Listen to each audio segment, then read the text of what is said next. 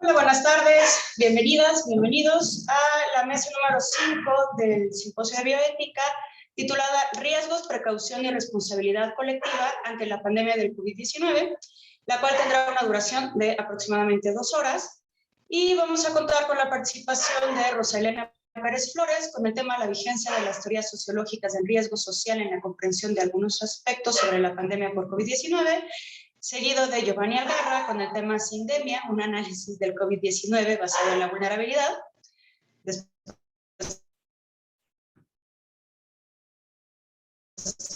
yo con el tema Mujer, quédate en casa, riesgosamente, Ignacio Yestarán nos comentará sobre incertidumbre, predicciones autodestructivas y epistemología en la era del COVID-19.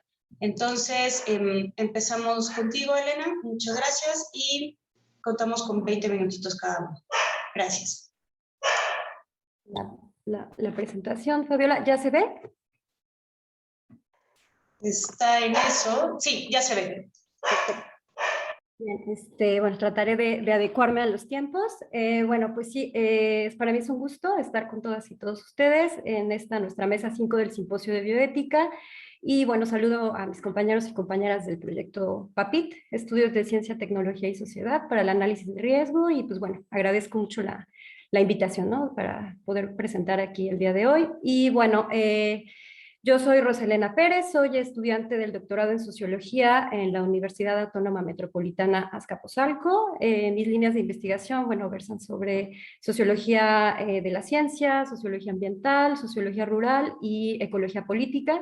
Y bueno, el día de hoy les traigo esta ponencia que titulo La vigencia de las teorías sociológicas del riesgo social en la comprensión de algunos aspectos sobre la pandemia por COVID-19. Y todavía no le he puesto en modo completo. Uy, ya se me movió aquí. Ay, creo que le piqué mal. A ver. Bueno, es que luego se traba si la pongo completa. La voy a dejar así porque luego se me traba y bueno, tenemos poquito tiempo. Bueno, el objetivo de la charla es abrir pues ciertamente algunos ejes de discusión sobre preocupaciones sociales y obviamente pues éticas actuales en torno a la pandemia de COVID-19, recurriendo a algunas nociones, ¿no? Y discusiones que se abordan por los clásicos de la sociología del riesgo, en este caso por Ulrich Beck, Niklas Luhmann y Anthony Giddens, ¿no? La idea es hacer pues bueno un análisis un poco de las propuestas generales de estos autores y a la luz, ¿no? De como algunos aspectos de la pandemia, en el entendido que bueno hay muchos otros que no se alcanzarán, ¿no? Tal vez a tratar aquí el día de hoy. Y bueno, las teorías sociológicas del riesgo, pues bueno, surgen en la década de los 80 con el trabajo de Ulrich Beck, que se titula Sociedad del riesgo hacia una nueva modernidad.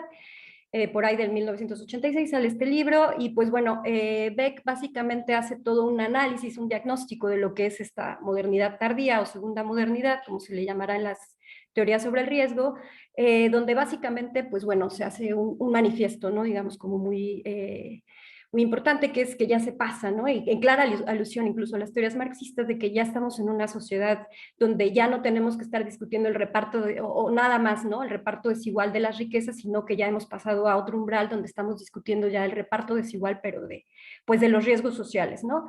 En este sentido, pues bueno, el riesgo va a operar como una categoría, ¿no? Derivada de los procesos de reflexividad social que ocurren en esta llamada segunda modernidad y que son consecuencia de un mayor conocimiento de parte de la sociedad sobre pues diversas implicaciones, ¿no? De sus propios desarrollos científico-tecnológicos y donde la sociedad misma va teniendo esa capacidad de entender, ¿no? Como los límites que ella misma ha producido hacia su propia asegurabilidad, ¿no? Bajo pues el paradigma científico-tecnológico vigente. En este sentido, la reflexividad, pues bueno, es una categoría que nos da cuenta de cómo la sociedad puede llevar a cabo estos procesos de autoobservación, autorreflexión y autocrítica, ¿no? Es decir, dentro de sí misma, pero reflexionando sobre las cosas que pasan, ¿no? A ella misma. Entonces, pues bueno, Niklas Luhmann, que escribe, ¿no? Su sociología del riesgo hacia la década de los 90, pues bueno, va a plantear una serie de distinciones analíticas que Beck no había planteado, ¿no? Como esta distinción entre riesgo y peligro, que Beck trabaja riesgo y peligro de una manera como si fueran la misma cosa, mientras para Luhmann, ¿no? Por una serie de cuestiones que ahorita explicaré a continuación, es importante generar estas discusiones. ¿Por qué? Porque, bueno, Luhmann está planteando toda una discusión desde los sistemas, ¿no? Desde plantear toda una distinción entre lo que son los sistemas naturales, los sistemas sociales y los sistemas psíquicos y cómo están interconectados, interpenetrados.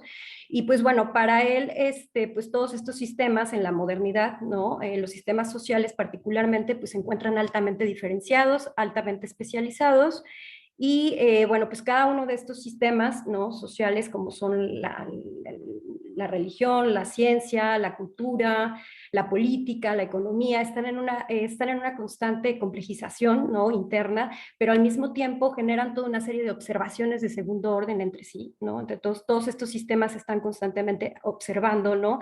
Pero producen todos sus componentes internos, pero al mismo tiempo están pues dialogando entre sí y están intercambiando, ¿no? Toda una serie de, pues esto, comunicaciones, informaciones, ¿no? Y pues esto complejiza la producción de los sentidos, aumenta la complejidad, pero también, como veremos, pues todo el tema de las incertidumbres, ¿no?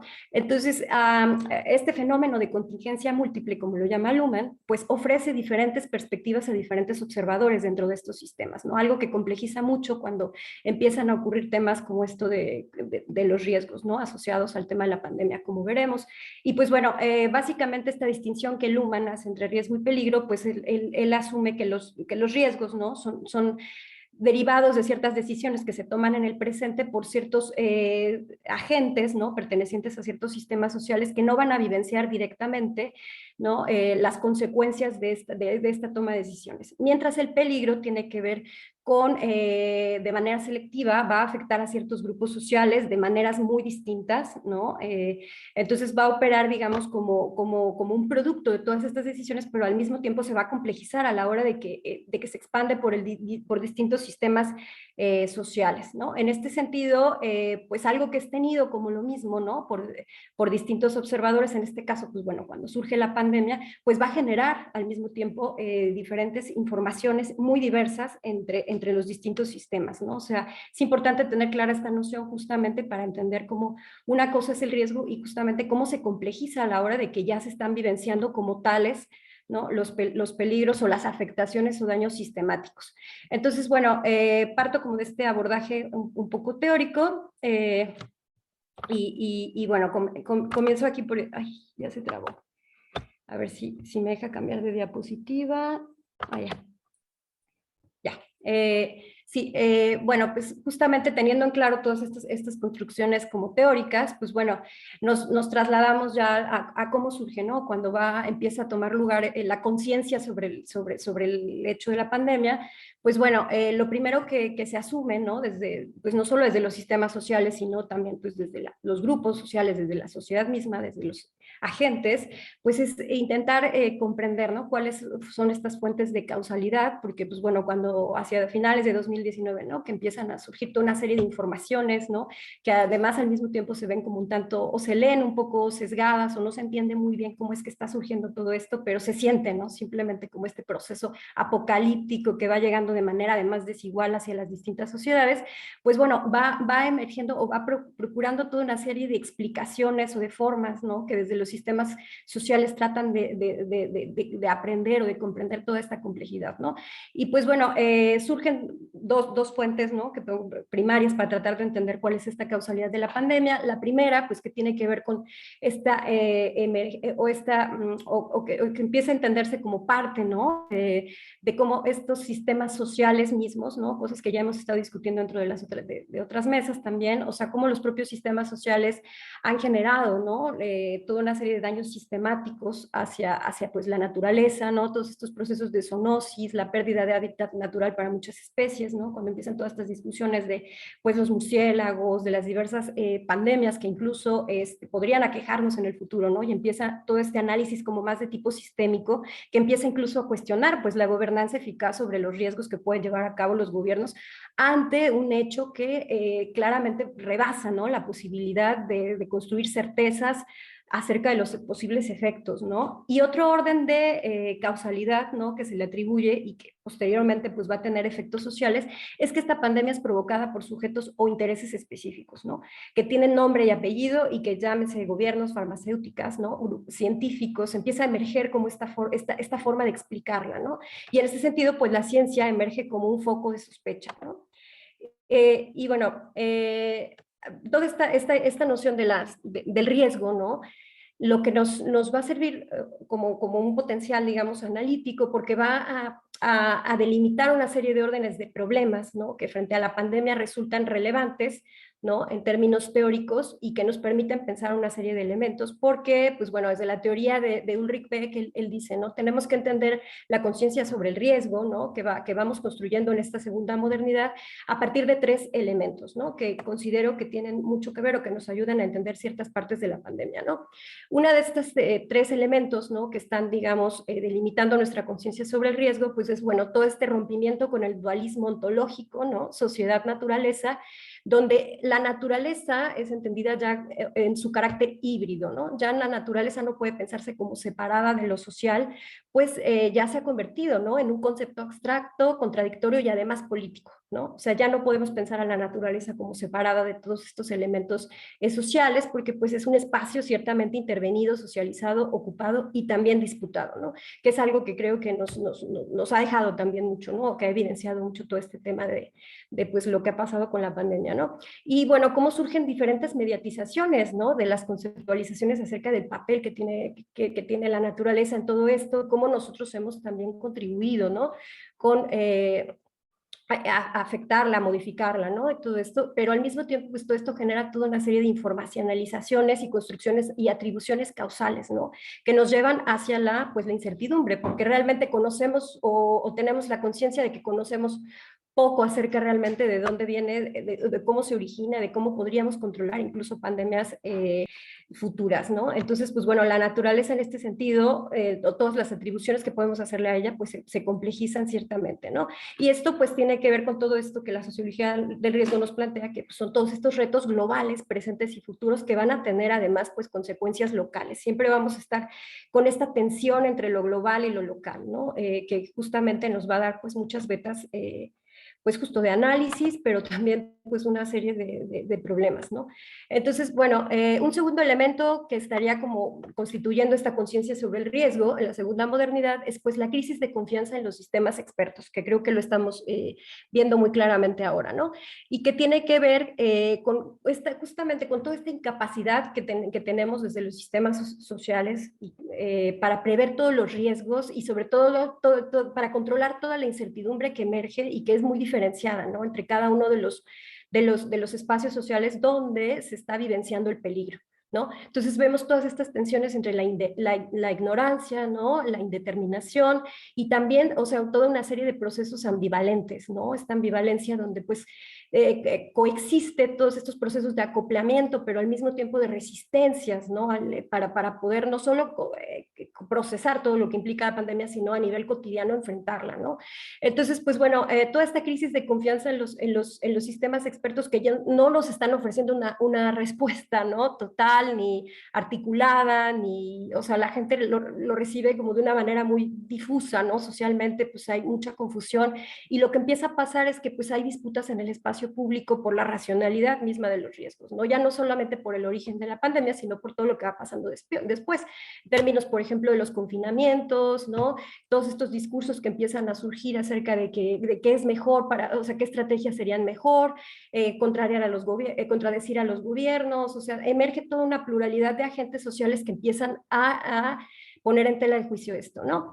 Y pues bueno, en este sentido hay un concepto muy importante dentro de las teorías sociológicas del riesgo, particularmente lo trabaja Beck, que es el de la subpolítica. Cuando emerge toda esta crisis de confianza en los sistemas expertos en la segunda modernidad, ¿no? Pues los grupos sociales tienen la capacidad de organizarse y de adjudicarse, ¿no?, como todas estas discusiones sobre el riesgo que ellos consideran que no son, o sea, que al no sentirse representados, digamos, por los abordajes, ¿no?, por las respuestas que les dan, pues los sistemas expertos, los gobiernos, etc., ellos mismos, ¿no?, se adjudican ciertos grupos sociales adjudican estas problemáticas y comienzan a construir sus propias narrativas. Ellos, o sea, o el concepto de subpolítica se aborda también como en términos de que muchas veces se buscan hasta científicos, ¿no? Por ejemplo, en temas como de transgénicos o en temas como muy políticos, ¿no? Pero ¿qué pasa en la pandemia? Que bueno, esta noción de subpolítica o esta apropiación que pueden hacer los sujetos, digamos, como legos o no científicos de todas estas discusiones, pues bueno, para la sociología del riesgo es algo positivo, ¿no? Pero en términos ya de una cuestión como más de lo que estamos viviendo en la pandemia, pues tendríamos que cuestionar un poco todos estos alcances, ¿no? Como positivos, pero también negativos que puede llegar a tener la subpolítica, en el entendido de que también se van constituyendo toda una serie de organizaciones sociales, ¿no? Que están irrumpiendo en el espacio público, que están disputando la racionalidad de los riesgos y que están construyendo unas narrativas, otras que están generando también efectos sociales y que pueden pues afectar en un momento dado ciertos mecanismos para hacer frente a la pandemia, ¿no? Pero bueno, desde las teorías sociológicas del riesgo, pues bueno, esto es imposible que podamos contener toda esta efervescencia social o todas estas hipermediatizaciones de los riesgos, porque finalmente los riesgos sociales es la única manera que tenemos de poder abordarlos desde la sociedad, desde las construcciones culturales. No existe algo así como un abordaje total o completamente certero de lo que es un riesgo, sino solamente podemos tener acceso a las mediaciones culturales, ¿no? Entonces, en este sentido, la percepción social del riesgo, pues, es un elemento, ¿no? De la reflexividad social, pero que también nos apunta a toda una serie de cuestiones de desigualdad y diferenciación dentro de los mismos sistemas sociales por toda esta interpenetración sistémica que hay entre ellos y pues bueno, todos los riesgos, cómo se hacen políticamente reflexivos en el espacio público, ¿no? Y pues bueno, esta subpolítica pues podríamos cuestionarla utilizando un concepto como el de posverdad, por ejemplo, ¿no? O sea, ¿qué pasa cuando todas estas grupos, ¿no? Que emergen y que están cuestionando los conocimientos expertos, pues ya no se están guiando por hechos objetivos, ¿no? Sino que ya se guían más por temas de opinión pública donde apelan a la emoción o a las creencias personales, ¿no? O sea, son temas que hay que analizar, creo yo, con muchísimo detenimiento porque pues están ahí, son grupos que están ahí y que ciertamente están demandando, ¿no? Tienen sus propias demandas que hasta en un sentido llegan a ser, pues, políticas, ¿no? Entonces, una tercera, digamos, elemento de esta conciencia sobre el riesgo y que está muy relacionado obviamente con el segundo, es toda esta crisis de las instituciones y el modernas, ¿no? Y el desencantamiento que hay de las fuentes de significado colectivo, ¿no?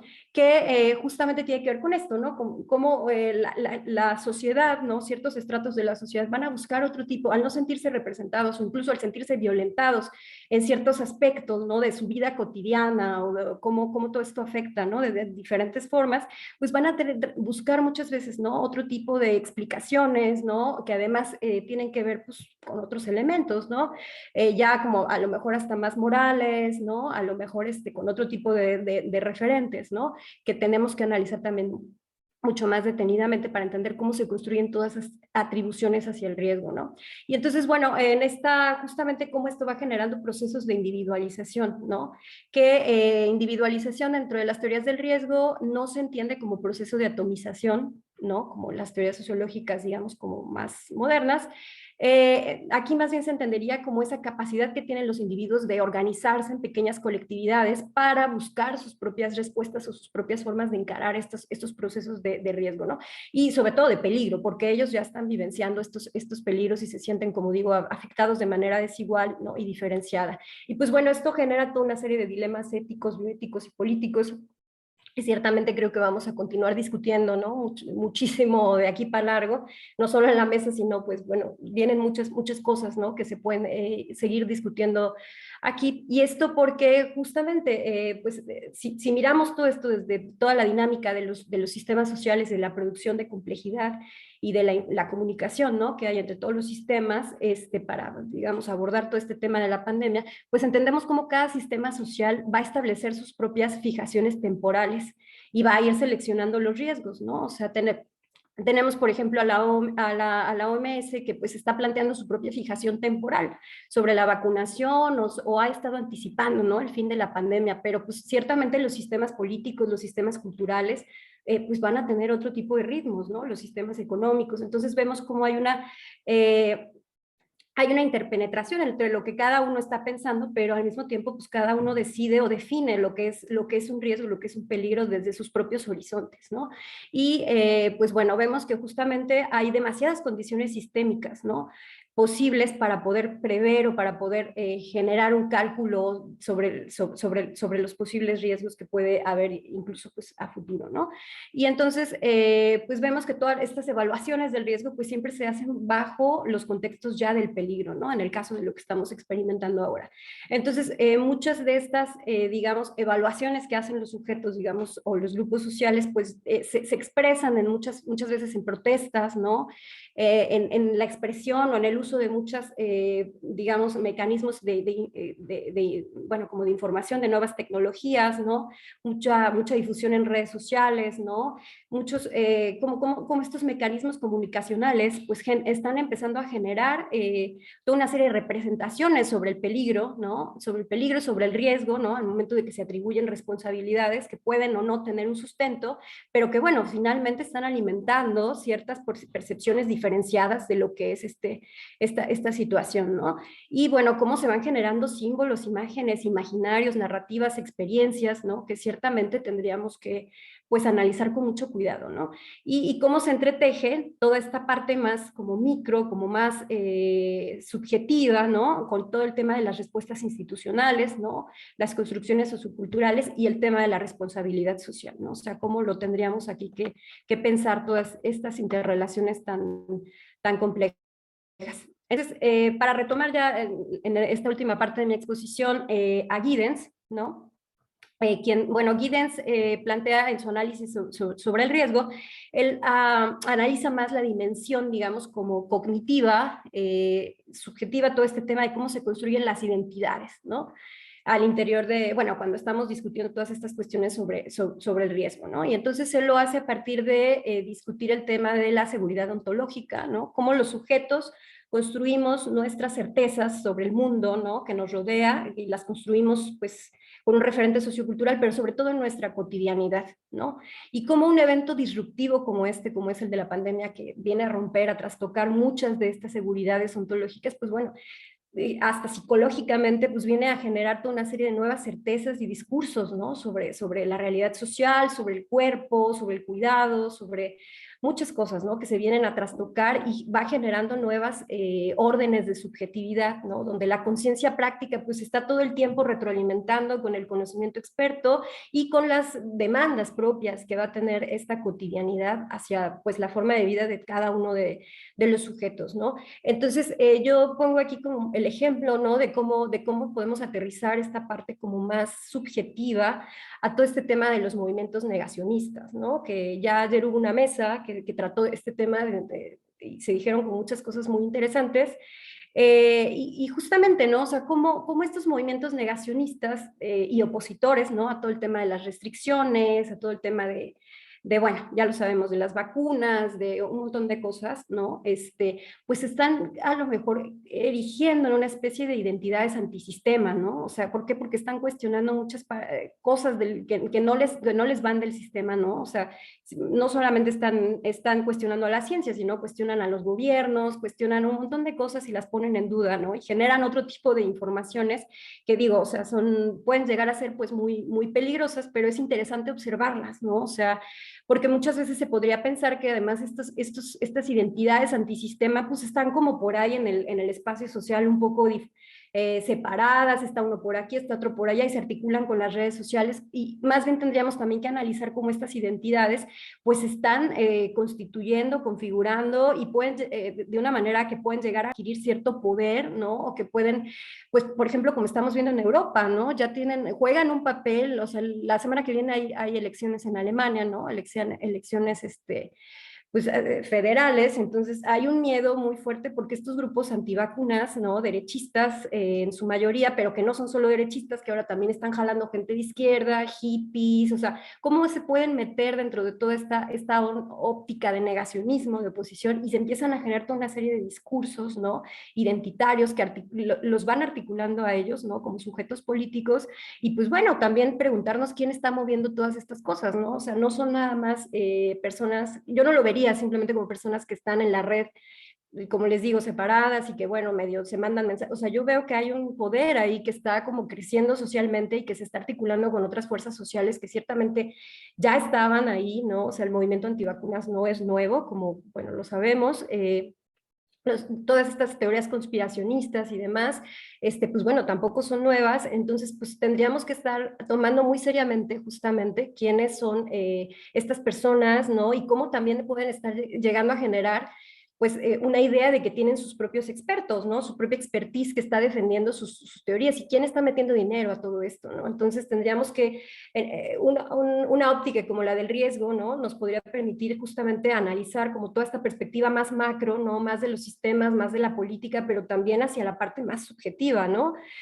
Porque justamente a la hora de construir los riesgos socialmente, biográficamente, pues estamos construyendo también identidades y estamos intercambiando informaciones, comunicaciones, y bueno, en un problema hipercomplejo como el que enfrentamos ahora, que bueno, no es ni siquiera un problema, es una orden de muchos problemas, pues bueno, tendríamos que estar analizando seriamente qué significa, ¿no? Esto de todo este flujo de conocimientos de gente que está saliendo incluso a las calles y que, bueno, están teniendo hasta respuestas pues violentas, ¿no?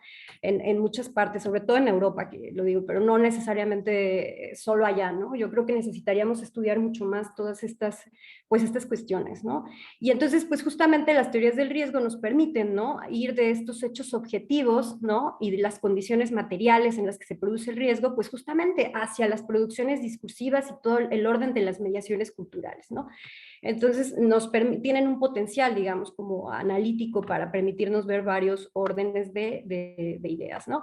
Y pues bueno, ya como conclusión, para no agarrarme más tiempo, pues bueno, diría justamente esto, ¿no? Me gustaría cerrar diciendo esto, justo que las teorías sociológicas del riesgo, pues sí, nos sirven como una serie de mecanismos explicativos, pero pues no son suficientes en sí mismas, ¿no? Para poder explicar todas estas complejidades que estamos viendo a la hora de que ya tenemos los peligros enfrente, ¿no? Y sobre todo todos estos nuevos problemas que están surgiendo, ¿no? Entonces, creo que podemos utilizar ciertas categorías, pero también hay muchas cosas que podríamos, ¿no?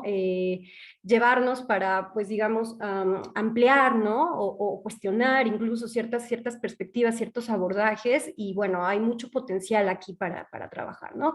Y da justamente una serie de abordajes inter y transdisciplinares, ¿no? Pero obviamente con una perspectiva bioética, ¿no? Donde estemos discutiendo pues todas estas cuestiones, ¿no? Ahorita tan polémicas que tienen que ver con todos estos temas de salud, vacunación, investigación científica, ¿no? Toda esta parte de la relación humano-naturaleza, ¿no? ¿Por qué es tan difícil para ciertos grupos sociales entender esta complejidad, ¿no? De cómo los sistemas generan toda esta serie de afectaciones, ¿no? Sistemáticas y que son producto de los humanos, ¿no? O sea, porque hay grupos sociales que tienen que buscar otro tipo de respuestas o que piensan que todo esto es ocasionado por ciertos sujetos, por ciertos intereses muy delimitados, y no está esta posibilidad tan expandida de hacer abordajes más complejos, ¿no? Creo que tendríamos que preguntarnos un poco esto, ¿no? Y pues bueno, porque ahí está toda una serie de dilemas, ¿no? Que al final tiene que ver también pues con todo este tema de la libertad, la responsabilidad social, toda una serie de abordajes que se pueden hacer, ¿no? Y bueno, yo creo que se necesita mucha investigación, tenemos muchos datos, estamos pensando, ¿no? Muchas cosas de la pandemia, pero falta también construir pues mucha investigación empírica, ¿no? Construir indicadores que nos den cuenta, ¿no? Que sustenten mucha de la información que estamos nosotros también como sistemas, parte de un sistema social hipercomplejo, hipermediatizado, que estamos también produciendo información, pues bueno, cómo sustentar muchas de las cosas que estamos abordando, ¿no? Y entender, situarnos a nosotros mismos pues como observadores de segundo orden dentro de todas estas realidades, ¿no? Y cómo podríamos conciliar toda una serie de perspectivas micro, meso y macro sociales, ¿no? Y bueno, pues esto, ¿no? Entender que hay toda una diversidad de temas, de aristas de investigación y pues bueno, no dejar de preguntarnos como académicos, pues qué papel deben desempeñar, ¿no? Las humanidades, las ciencias sociales, obviamente también las ciencias exactas, ¿no? La comprensión pues de diversas controversias, incertidumbres y obviamente ambivalencias, ¿no? Asociadas al COVID. Y bueno, por mi parte sería todo, espero no haberme pasado de tiempo. Gracias. Muchísimas gracias, Elena, muy interesante y es una excelente forma de empezar esta mesa, que precisamente entiendo todos los demás seguiremos abordando cuestiones de riesgo. Entonces, la siguiente presentación estará a cargo de Giovanni Algarra con el tema Sindemia, un análisis del COVID-19 basado en la vulnerabilidad. Giovanni, por favor, si vas a compartir pantalla, este es el momento adecuado. Gracias. Bueno. ¿Ya se ve? Sí, se ve bien. Ok, permítame un segundo. Anda, ahí te escuchas mejor. Qué bueno. A ver, listo, ahí se ve bien. ¿Listo? Exacto, muchísimas gracias, Giovanni. Gracias a ti, Fabiola. Bueno, pues escuchando a Elena, pues este tipo de temas asociados con lo que ha ocurrido nos obligan a pensar en distintas variables para poder comprender el fenómeno en el que estamos. Mi enfoque no usa tanto la palabra riesgo por mis adhesiones intelectuales con gente como Sarewitz. Sarewitz tiene una distinción entre riesgo y vulnerabilidad, análisis basados en riesgo y análisis basados en vulnerabilidad. Los análisis basados en riesgo, según Sarewitz, su punto de vista es que son aquellos que provienen de los análisis estadísticos, normalmente en estudios longitudinales, que hacen o que toman distintos momentos de investigación para crear una especie de proyección, ¿no?, estadística, y usan herramientas estadísticas según el punto de vista de Sarewitz. Entonces, un análisis basado en riesgo es aquel que al tomar las distintas incidencias del fenómeno en distintos momentos puede utilizar herramientas o paquetes estadísticos para tratar de hacer proyecciones, ¿no?, sobre lo que puede, ¿no?, lo que puede ocurrir, y eso le llamaríamos análisis basado en riesgo según Sarewitz. Y análisis basado en vulnerabilidad es un análisis que no solo toma estos elementos de riesgo, sino que toma elementos que están asociados con disciplinas distintas donde podemos hacer análisis de distintos tipos y que no generan normalmente predicciones sobre qué tanto es posible un daño en un sistema, sino más bien nos crean paisajes de posibilidad muy variados, ¿no? Porque no pueden ser matematizables, cuantificables de la misma manera que los análisis basados en riesgo. En este sentido, la propuesta que tengo es tomando en cuenta esa noción de vulnerabilidad y en especial el concepto de sindemia, ¿no? Subdividí en estas partes que ven ahí, 5 partes, donde hablaré de la sindemia, el fenómeno de crisis que se desató, el desafío que implicaba esta crisis, los problemas que tienen a nivel cognitivo esta crisis y a nivel moral. Entonces inicio con sindemia. En sindemia lo podemos entender como un concepto que acuñó Merrill Singer, ¿no?, en la década de los 90, en su libro Introducción a la Sindemia del 2009. Y él en la década de los 90 ya empezaba a trabajarlo y en el 2009 ya hizo una definición acabada del término. Los análisis basados en este tipo de estudio sindémico, la palabra crea un neologismo a partir de la idea de sinergia. Y lo que él está buscando es aquello que crea una sinergia con los contextos en los que aparecen epidemias o pandemias, ¿no? En ese sentido, podemos hablar de las comorbilidades sinérgicas. En el lenguaje de personas del personal de salud, como médicos y enfermeras, las comorbilidades son otro tipo de padecimientos que tienen los sujetos que están simultáneamente con el padecimiento que aparece con la epidemia o la pandemia, ¿no? Esto no quiere decir que ese padecimiento sea sinérgico con, por ejemplo, el coronavirus, ¿no? Con la infección con coronavirus. No quiere decir que uno tenga una comorbilidad, no quiere decir que esa morbilidad, digamos, tenga que ver o cree una sinergia con el padecimiento que aparece en la pandemia. Entonces, ustedes pueden tener, no sé, alguna comorbilidad asociada con un problema del riñón, ¿no? Y sin embargo, eso no jugar un papel sinérgico con la pandemia, ¿no? Pero sí hay comorbilidades sinérgicas, ¿no? Se ha visto que hay algunas como padecimientos como la diabetes, ¿no? Padecimientos del ciclo metabólico parece que también afectan, padecimientos asociados con el sistema inmune. Entonces, todos esos son comorbilidades sinérgicas.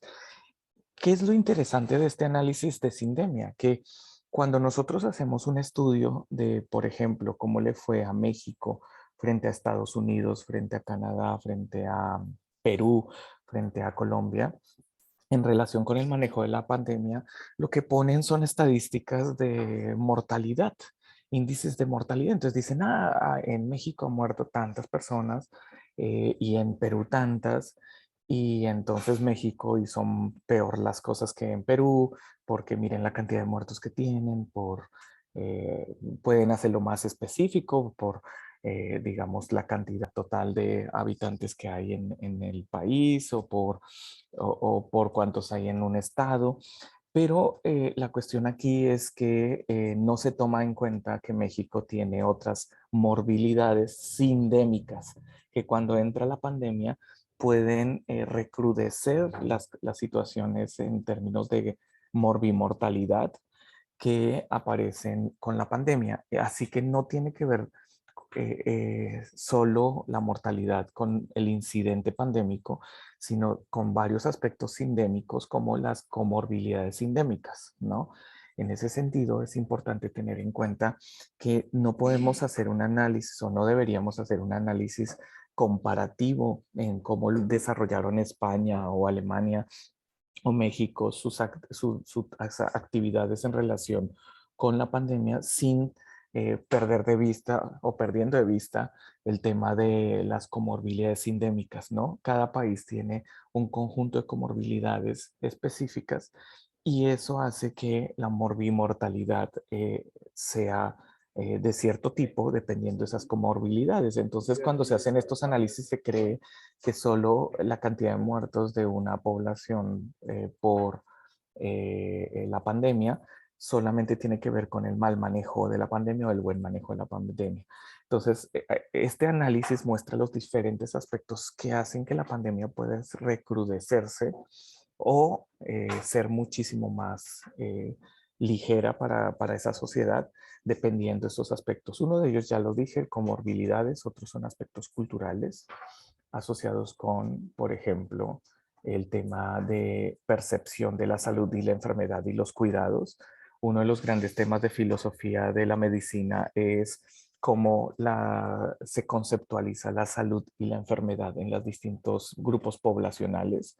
Así que, por ejemplo, si tenemos un grupo poblacional de Chiapas, puede que su conceptualización de la salud y la enfermedad esté asociada, por ejemplo, a su visión del dolor, del sufrimiento y cuánta tolerancia a él se permiten, ¿no? Entonces, personas que viven en ciertos lugares como Canadá, donde el sufrimiento es algo totalmente inaceptado, ¿no? A las personas en Canadá les suelen dar muchísimos medicamentos para que no tengan nada de dolor, así sea por algo muy simple, una uña encarnada, pueden darles muchísimo medicamento para que no sientan absolutamente nada. El dolor es totalmente inaceptable en esas sociedades.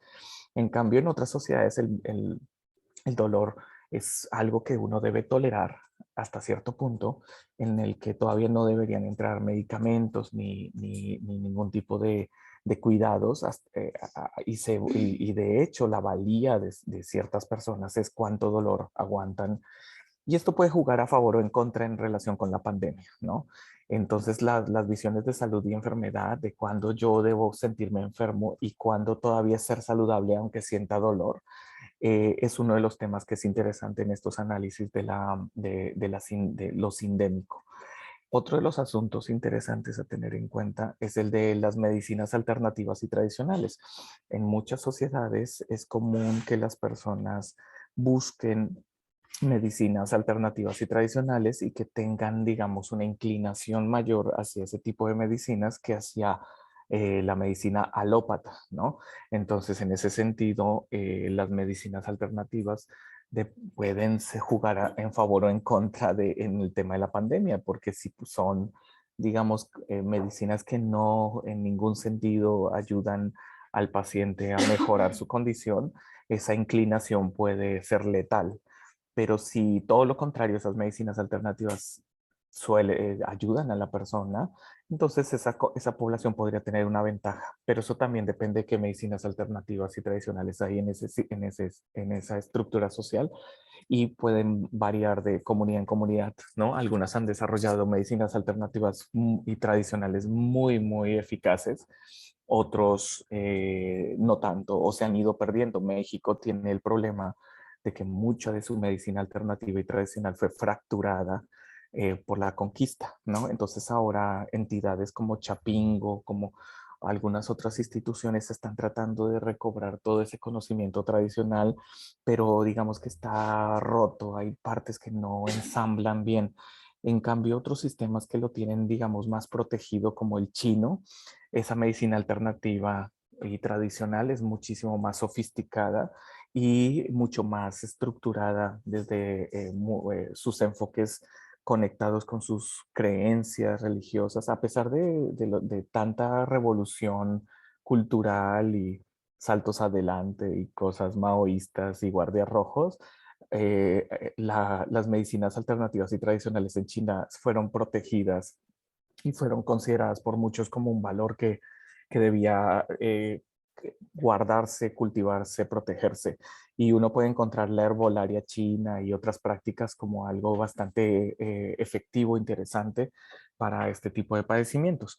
En el caso de la estructura del sistema de salud también entra como un elemento sindémico, porque si el sistema de salud es un mal sistema de salud que lleva décadas sin ser actualizado, adecuado, esto también va a jugar un papel muy importante en que la epidemia recrudezca en un determinado lugar.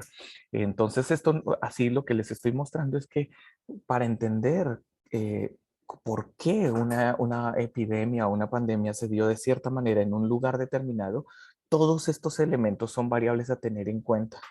No solo el momento presente, como lo hizo Andrés Manuel, como lo hizo Donald Trump, como lo hizo Biden, como lo hizo Macron, como lo hizo. No, hay que ir, esto tiene raigambre en un montón de elementos que llevan décadas creando las condiciones sindémicas para que esta pandemia en un específico lugar tenga unas condiciones dadas diferentes de otro lugar, ¿no? Y uno de los temas como lo señalaba la ponente anterior, uno de los temas también que aparece muy crucial, es que como en ese territorio, en la cultura política y científica, ha habido un diálogo entre esos espacios y cómo la política ha reconocido el papel de la ciencia y la ha institucionalizado y la ha introducido dentro del mismo gobierno, o todo lo contrario, como la ha rechazado, como hay competencias, choques entre la cultura política y la cultura científica. Esto también es un asunto sindémico a tener en cuenta, como vimos en el caso de Donald Trump. Donald Trump era insultante a todo lo científico e incluso al encargado de velar por los asuntos epidemiológicos en los Estados Unidos. Anthony Fauci, el experto en estos temas, pues era totalmente humillado por Donald Trump cada vez que este individuo salía al ruedo político, al ruedo público, a explicar temas, pasaba por encima de las recomendaciones, el lenguaje científico que se esperaba que el gobernante adoptara gracias a los asesores científicos. Entonces, depende, o sea, esta cultura política puede que lleve muchos años dándose y con la ciencia vinculándose, pero pueden aparecer elementos disruptores como un político como Donald Trump o como Bolsonaro, individuos así, que a pesar de que la institucionalidad haya crecido junto con la institucionalidad política, haya crecido con la científica, puede que un individuo llegue a hacer una disrupción entre estos dos sistemas institucionales, ¿no? Entonces, todos estos elementos son elementos a tener en cuenta porque son sindémicos, es decir, si esto no está en las condiciones adecuadas, los temas de comorbilidades, aspectos culturales, la relación con medicinas alternativas, estructura del sistema de salud, temas de política y ciencia, lo que vamos a tener es que la pandemia puede recrudecer en una población determinada. Entonces, cuando vemos los medios de comunicación, solo se preguntan, tienen como un modelo muy simple, que es como si llegara la pandemia a todas le llaman la sociedad humana o a toda la población humana, y entonces tiene un conjunto de bajas, como si fuera un enemigo y una guerra, como la quiso pensar Macron, y entonces depende de qué ejércitos tenemos para enfrentar a ese enemigo misterioso. Pero desde el punto de vista sindémico, hay cosas que son eh, de una historia institucional y de una cultura en relación con la salud, la enfermedad, las medicinas alternativas y de unas predisposiciones biológicas que están asociadas a comorbilidades que podemos entender por qué en un lugar determinado la pandemia fue de una cierta manera y no de otra, ¿no? Añadir que el hecho de que el sistema de salud, muchos sistemas de salud, y se provoca incluso los que se creían que eran más sofisticados, como el alemán, probaron que no eran suficientes para lo que se les vino con la pandemia. Eso quiere decir que tenemos iatrogenias masivas. ¿Qué es una iatrogenia? Pues para los que no lo sepan, es un concepto que con iatros, que está asociado a aquel personaje que está tratando de ayudarnos en temas de salud, que normalmente podría ser el médico, el enfermero, el trabajador social de salud. Las iatrogenias masivas son eh, aquellas cosas generadas por por el mismo personal de salud y por la misma estructura del sistema de salud. Así que nosotros pudimos ver que habían un montón de asuntos de irresponsabilidad, de manejos poco ortodoxos de las prácticas, de llegada de personal que no conocía en absoluto cómo se manejaban ciertos procedimientos y ciertos protocolos en relación con este tipo de padecimiento, que cometieron un sinfín de errores documentados en Estados Unidos, en Francia, en España, en Colombia, en Cuba, donde las personas, donde la institución de salud probó su incapacidad y ser la fuente también del malestar de los sujetos que iban ahí. En vez de ser los lugares donde encontrábamos la salud, eran los lugares donde encontrábamos la muerte, ¿no? Pues, por eso luego he escuchado a compañeros que están aquí hablar de las fake news, de las personas que se creen cosas y que por qué no aceptan al sistema de salud. Es que mucha gente probó lo que significaba entrar a un sistema de salud no preparado para esto y lo que vio es que fueron territorios de la muerte. Por eso las personas empiezan a desconfiar del sistema de salud y a desconfiar de las vacunas y de muchas cosas. La gente no es que sea tonta, sino que puede magnificar cierta información que ellos mismos han reconocido y que han visto. Yo mismo estuve entrevistando a personas de salud y me contaron el sinfín de errores que cometieron con las personas, que era de un nivel increíble. Y ya les contaré un poco sobre eso. Y el tema de desabasto, hubo problemas de desabasto de medicamentos, de ciertos elementos para los protocolos que se usan para personas que tienen daños en el sistema respiratorio. Había muy pocos respiradores, en algunos países faltó el oxígeno.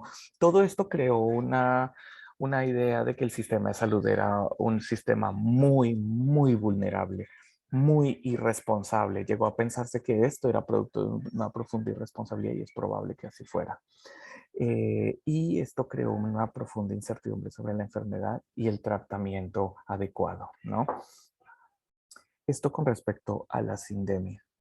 Con respecto a la crisis que se desató, nosotros lo que podemos encontrar fue que fue una ruptura de la normalidad, en donde hubo cambios profundos, súbitos y violentos a los hábitos de las personas. Yo me enfoco mucho al personal de salud mismo. Estas personas fueron de las que más vivieron esta crisis. Siempre se enfocan estos temas hacia los pacientes, pero creo que si hubo un grupo de personas que en todo el mundo vivió esto de una manera absolutamente nefasta, fue el personal de salud. Eh, una de las tesis que defiendo acá es que los daños que ellos sufrieron a nivel psicológico, a nivel moral, a nivel cognitivo, en su propio cuerpo fueron enormes. Entonces la ruptura de la normalidad fue algo que se vio en este episodio de manera muy profunda y hubo grupos que lo vivieron más fuerte que otros. Aquí siempre es importante analizar por grupos, de qué grupo estamos hablando, ¿no? Eh, Hubo una disfunción masiva en el sentido en que, por ejemplo, las personas que creían que tenían un papel en la sociedad, una función en la sociedad, se dieron cuenta que repentinamente ya no lo tenían, ¿no? No solo en términos laborales, el personal de salud fue ampliamente contratado, pero ellos también tuvieron una disfunción enorme en relación con el sentido de su profesión cuando fueron, y en España recuerdo que habían episodios donde les lanzaban huevos y les lanzaban cosas a personas. En algunos lugares los aplaudían, en otros los insultaban y les pedían que se salieran. En Colombia hubo episodios, en Brasil hubo episodios en donde discriminaban a las personas que sabían que eran médicos o enfermeras. En México hubo un sinfín de episodios. Así que las personas no sabían en qué momento ocurrió que ser médico, ser enfermera era un oficio que llevaba a que la gente los tratara mal, que fuera tan desdeñable, y que de una manera abusiva los trataran de la peor manera y que en el espacio laboral se convirtiera en un espacio absolutamente tóxico. Y esto crea daños a largo plazo. En el tema del desafío hubo una ruptura epistémica. Eso quiere decir que el nivel de incertidumbre creció repentinamente en muchas poblaciones, en muchos grupos. El grupo del personal de salud fue uno de ellos, que supuestamente es el personal de referencia en términos de salud, pero ellos mismos tampoco sabían en qué se encontraban. Nosotros ahorita estamos en el 2021 y ya tenemos alguna idea de lo que significa el coronavirus y cosas de esas, pero durante varios meses el personal de salud estaba recibiendo información contradictoria de diferentes centros de salud y de investigación, centros de referencia, que los hacían no saber realmente ante qué se encontraban. Y esto generó un sinfín de problemas porque se creó un fin de las certezas, un fin de las previsiones, un fin de las recomendaciones, ¿no? No se sabía qué recomendar a las personas, precisamente porque los políticos, un conjunto de expertos, otro conjunto de expertos decían distintas cosas y recomendaban distintas cosas, ¿no? Esto no es una cuestión de fake news, eso es un error pensarlo así. Esto fue una cuestión en la que cuando nosotros nos encontramos ante una profunda incertidumbre, hay grupos de científicos que se dividen sobre lo que se debe ocurrir. ¿Y uno qué hace como médico o enfermero ante esas situaciones cuando el grupo de científicos se está dividiendo y están teniendo distintas disputas sobre lo que significa el padecimiento? Eso crea un ruido en términos de epistémicos en el personal de salud que va a tener efectos en los pacientes porque ellos se van a dar cuenta del ruido que existe. Por eso empieza a crearse una ruptura epistémica profunda. Los protocolos que se tenían empezaron a ser deficientes. Las autoridades epistémicas pierden su credibilidad. Aquí con autoridades epistémicas hago referencia a organizaciones que son de referencia de salud, como la Organización Mundial de la Salud y como los Centros de Control de Enfermedades, los CDC. También empezaron a muchas personas a creer que no estaban sabiendo realmente lo que estaba ocurriendo. Así que al inicio de este fenómeno, en especial en los primeros 8 meses de este fenómeno, todas esas autoridades epistémicas perdieron credibilidad. aparición de información alternativa que puede ser falsa o engañosa, y es cuando aparece el oportunismo de ciertas personas que con malicia o sin ella quieren tratar de entender lo que pasó y formulan hipótesis que ante el público no son hipótesis, ¿no? Se convierten en opciones alternativas para tomar algún camino. Las personas no suelen querer estar en la incertidumbre y desean agarrarse a algo, así sea temas religiosos, lo que sea, para tratar de tener un asidero que consideran confiable para entender lo que está pasando.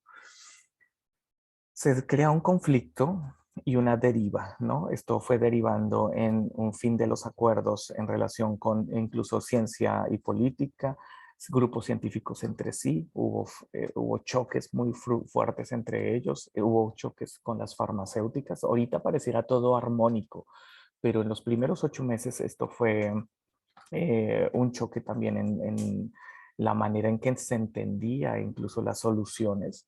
Recuerden que varias farmacéuticas propusieron ciertos medicamentos que después se probó que no eran eficaces, y muchos dijeron que esas farmacéuticas estaban siendo engañosas, pero es que ante una situación de crisis tampoco sabemos si hay malicia en ello.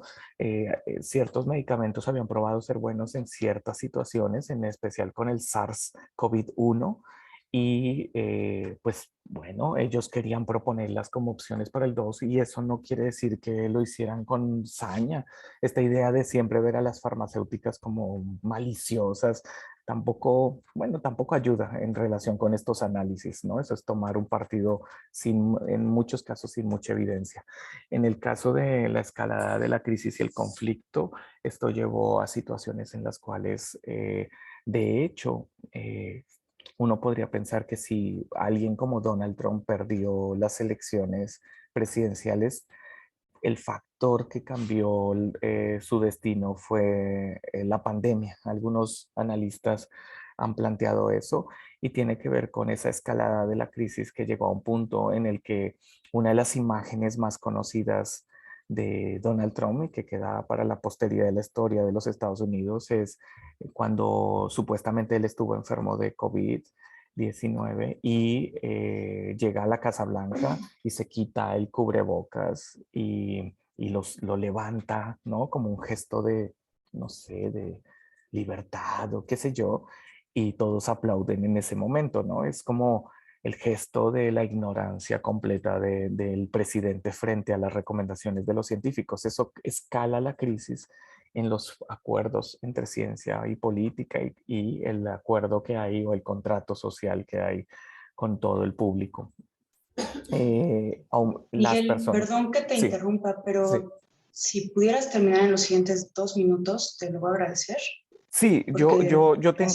tengo aquí este material. Si en las preguntas surge algún cuestionamiento, puedo ampliarlo con más material, pero lo que la idea principal aquí de esta tesis es que el análisis basado en vulnerabilidad, que yo creo que se entiende bien en términos del concepto de sindemia, nos permite darnos cuenta del sinfín de factores que crean una situación de vulnerabilidad en términos de salud en una población determinada, ¿no? Y estos factores, cuando los analizamos, nos permiten hacer comparaciones muchísimo más sofisticadas sobre los motivos por los cuales una pandemia tuvo un especial daño en un sistema social en relación con otro espacio social, ¿no? Para terminar este punto de la deriva, lo que nosotros vimos también es que las personas empezaron a tener en este contexto un aumento de la amenaza identificada. Esto también ocurre en los análisis de vulnerabilidad. La amenaza objetiva se distorsiona para que lo que la gente entiende como riesgo subjetivo empiece a crecer de una manera desproporcionada al ver la confusión que hay en las distintas instituciones sobre lo que está pasando. Las situaciones de crisis crean en las personas la idea de que el mal o el daño que está ocurriendo es peor de lo que es, y empieza a haber una noción, una idea de paranoica sobre la situación que se está viviendo. Así que empiezan a haber medidas extraordinarias de las personas y del mismo personal de salud que si en algún momento alguien pregunta sobre ello, yo puedo extenderme sobre esas medidas que tomaron personal de salud e instituciones que en algunos casos eran desproporcionadas en relación con la pandemia. Muchísimas gracias por su atención. Al contrario, Miguel, muchísimas gracias a ti. Sin duda un tema muy interesante y la forma en la que lo estás abordando me parece que puede generar un buen espacio de discusión, sobre todo al finalizar esta mesa. Muchas gracias. Entonces, bueno, me toca, digamos, a mí. Prometo ajustarme en medida de lo posible a los 20 minutos. Y bueno, entonces, mi charla se titula Mujer, quédate en casa, riesgos económicos, sanitarios y de violencia hacia las mujeres latinoamericanas. Y bueno, me presento, mi nombre es Fabiola Villela Cortés, yo soy bióloga, maestra y doctora en bioética por la UNAM, pertenezco al Sistema Nacional de Investigadores y actualmente soy la responsable de educación continua de la Escuela Nacional de Estudios Superiores Unidad Mérida. Entonces, muchas gracias.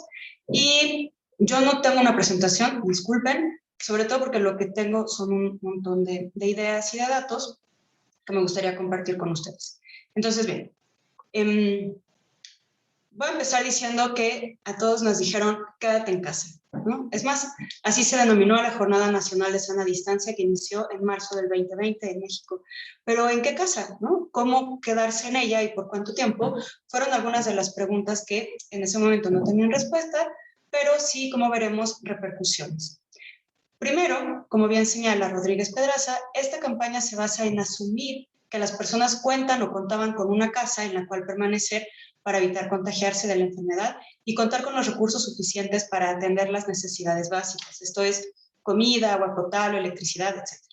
Asumía también, como señaló el presidente López Obrador, que las familias en México eran fraternales, esto es, que se podía mantener una relación interpersonal adecuada con las y los demás miembros con los que se cohabita.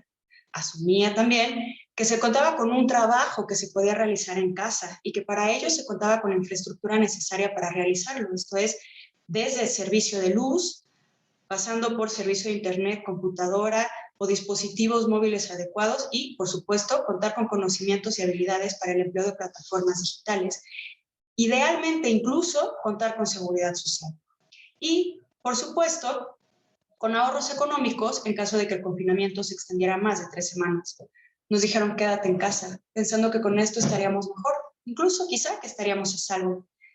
Sin embargo, como se ha hecho evidente, estas condiciones las pueden o las podemos mantener unos cuantos, ¿no? La realidad para millones de personas es que quedarse en casa implicó el incremento de riesgos económicos, sanitarios y de violencia, principalmente para las mujeres, adolescentes, niñas y personas que se identifican como tales, quienes están expuestas en riesgo latente de aceptar y padecer violencia de género, pues esta está normalizada social y culturalmente y se da en todos los espacios, sin importar el estrato social, y que puede presentarse en una gama amplia de conductas que van desde la desaprobación hasta las humillaciones, amenazas, control, vigilancia constante, celos, golpes, vejaciones, violencia sexual e incluso llegar al feminicidio. Como bien señala Yunitzilim Rodríguez Pedraza, frente a una pandemia, ser pobre y vivir en un país en desarrollo como México tiene graves consecuencias. La desigualdad impera desde diversas aristas y la mayoría de ellas atraviesa y afecta el cuerpo y la existencia de las mujeres, afectando sustancialmente su calidad de vida. La contingencia sanitaria recrudeció la desigualdad y afectó la vida y los proyectos de las mujeres. En este mismo tenor, la autora señala que en 2017 en México solo el 27% de los hogares tenían como propietarios a una mujer. Esto adquiere relevancia cuando entendemos que el hecho de no ser propietaria del espacio donde se efectúa el aislamiento repercute y repercutió en la toma de decisiones. No ser dueña de este espacio tiene una carga de sometimiento al que está sujeta la mujer respecto a quien ejerce el dominio sobre este espacio. Incluso cuando se es dueña, no se puede eliminar la idea de que se pueda sufrir una violencia patrimonial, pero, digamos, lo que sí puede es incrementar esa decisión de las mujeres para darle cierta estabilidad tanto a ellas como a sus hijos, hijas y personas que tengan a su cargo. Entonces, con esto en mente, la pregunta a analizar o a responder, aunque sea como una primera aproximación, es cómo la pandemia de COVID-19 ha incrementado estos riesgos, como ya señalaba, económicos, sanitarios y de violencia, en las mujeres latinoamericanas. Para responder a esta pregunta es necesario entender la importancia de abordar esta temática desde una perspectiva de género e idealmente desde un enfoque interseccional y presentar que a lo largo del confinamiento las mujeres, adolescentes y niñas han sufrido un incremento de riesgos ya mencionados. Para ello se presentan datos tanto de México como de otros países latinoamericanos que nos permiten sostener esto último. No se busca exponer una radiografía detallada del problema, sino presentar la necesidad de entender esta pandemia desde una perspectiva de género y visibilizar los riesgos a los cuales se están exponiendo a las mujeres durante el periodo de pandemia y confinamiento, que además deben ser examinados desde su complejidad, pues no va a ser lo mismo para una mujer de 30 a 40 años que vive en la Ciudad de México con posibilidad de mantener un teletrabajo que para una mujer de 20 o 30 años que vive en una zona rural o para una mujer indígena mayor. Entonces, como ya sabemos, la biología y las normas de género han moldeado la carga de esta enfermedad. Los hombres se están viendo mucho más afectados por las comorbilidades exacerbadas por comportamientos asociados a hábitos masculinos, como pueden ser beber, fumar, etc. Pero las mujeres se han visto perjudicadas por el aumento de riesgos de sufrir actos de violencia, por la inequidad y la distribución de las responsabilidades del cuidado familiar. De ahí la importancia de incluir este enfoque de género en las discusiones sobre cómo a hombres y a mujeres nos afecta de forma distinta esta pandemia. El registro en todo el mundo de datos de salud revela que desde hace más de 18 meses los hombres llevan las de perder en materia de mortalidad. Según estudios internacionales, en algunas franjas de edad, ellos registran el doble o más muertes por enfermedad. Esto coincide con un informe preliminar del INEGI, en donde asegura que el COVID-19 ha sido la segunda causa de muerte en México durante el 2020. Lo reportado por el INEGI revela que esta enfermedad provocó más fallecimientos en hombres, con un 64% de decesos totales que en mujeres. Pero, de acuerdo con el secretario general de las Naciones Unidas, una pandemia siempre amplifica la desigualdad existente y se agudiza para quienes la padecen, porque serán estas personas o colectivos los más golpeados, generalmente los más excluidos en los esfuerzos de recuperación. En este sentido, las mujeres partimos de peores condiciones para enfrentar esta crisis. Presentamos una menor participación laboral. En general, este grupo se ve más afectado por el desempleo y se concentran más en sectores vulnerables y de baja productividad. Es por eso que no considerar un enfoque de género va a profundizar aún más las desigualdades con efectos que se prolongarán en el largo plazo y serán difíciles de revertir.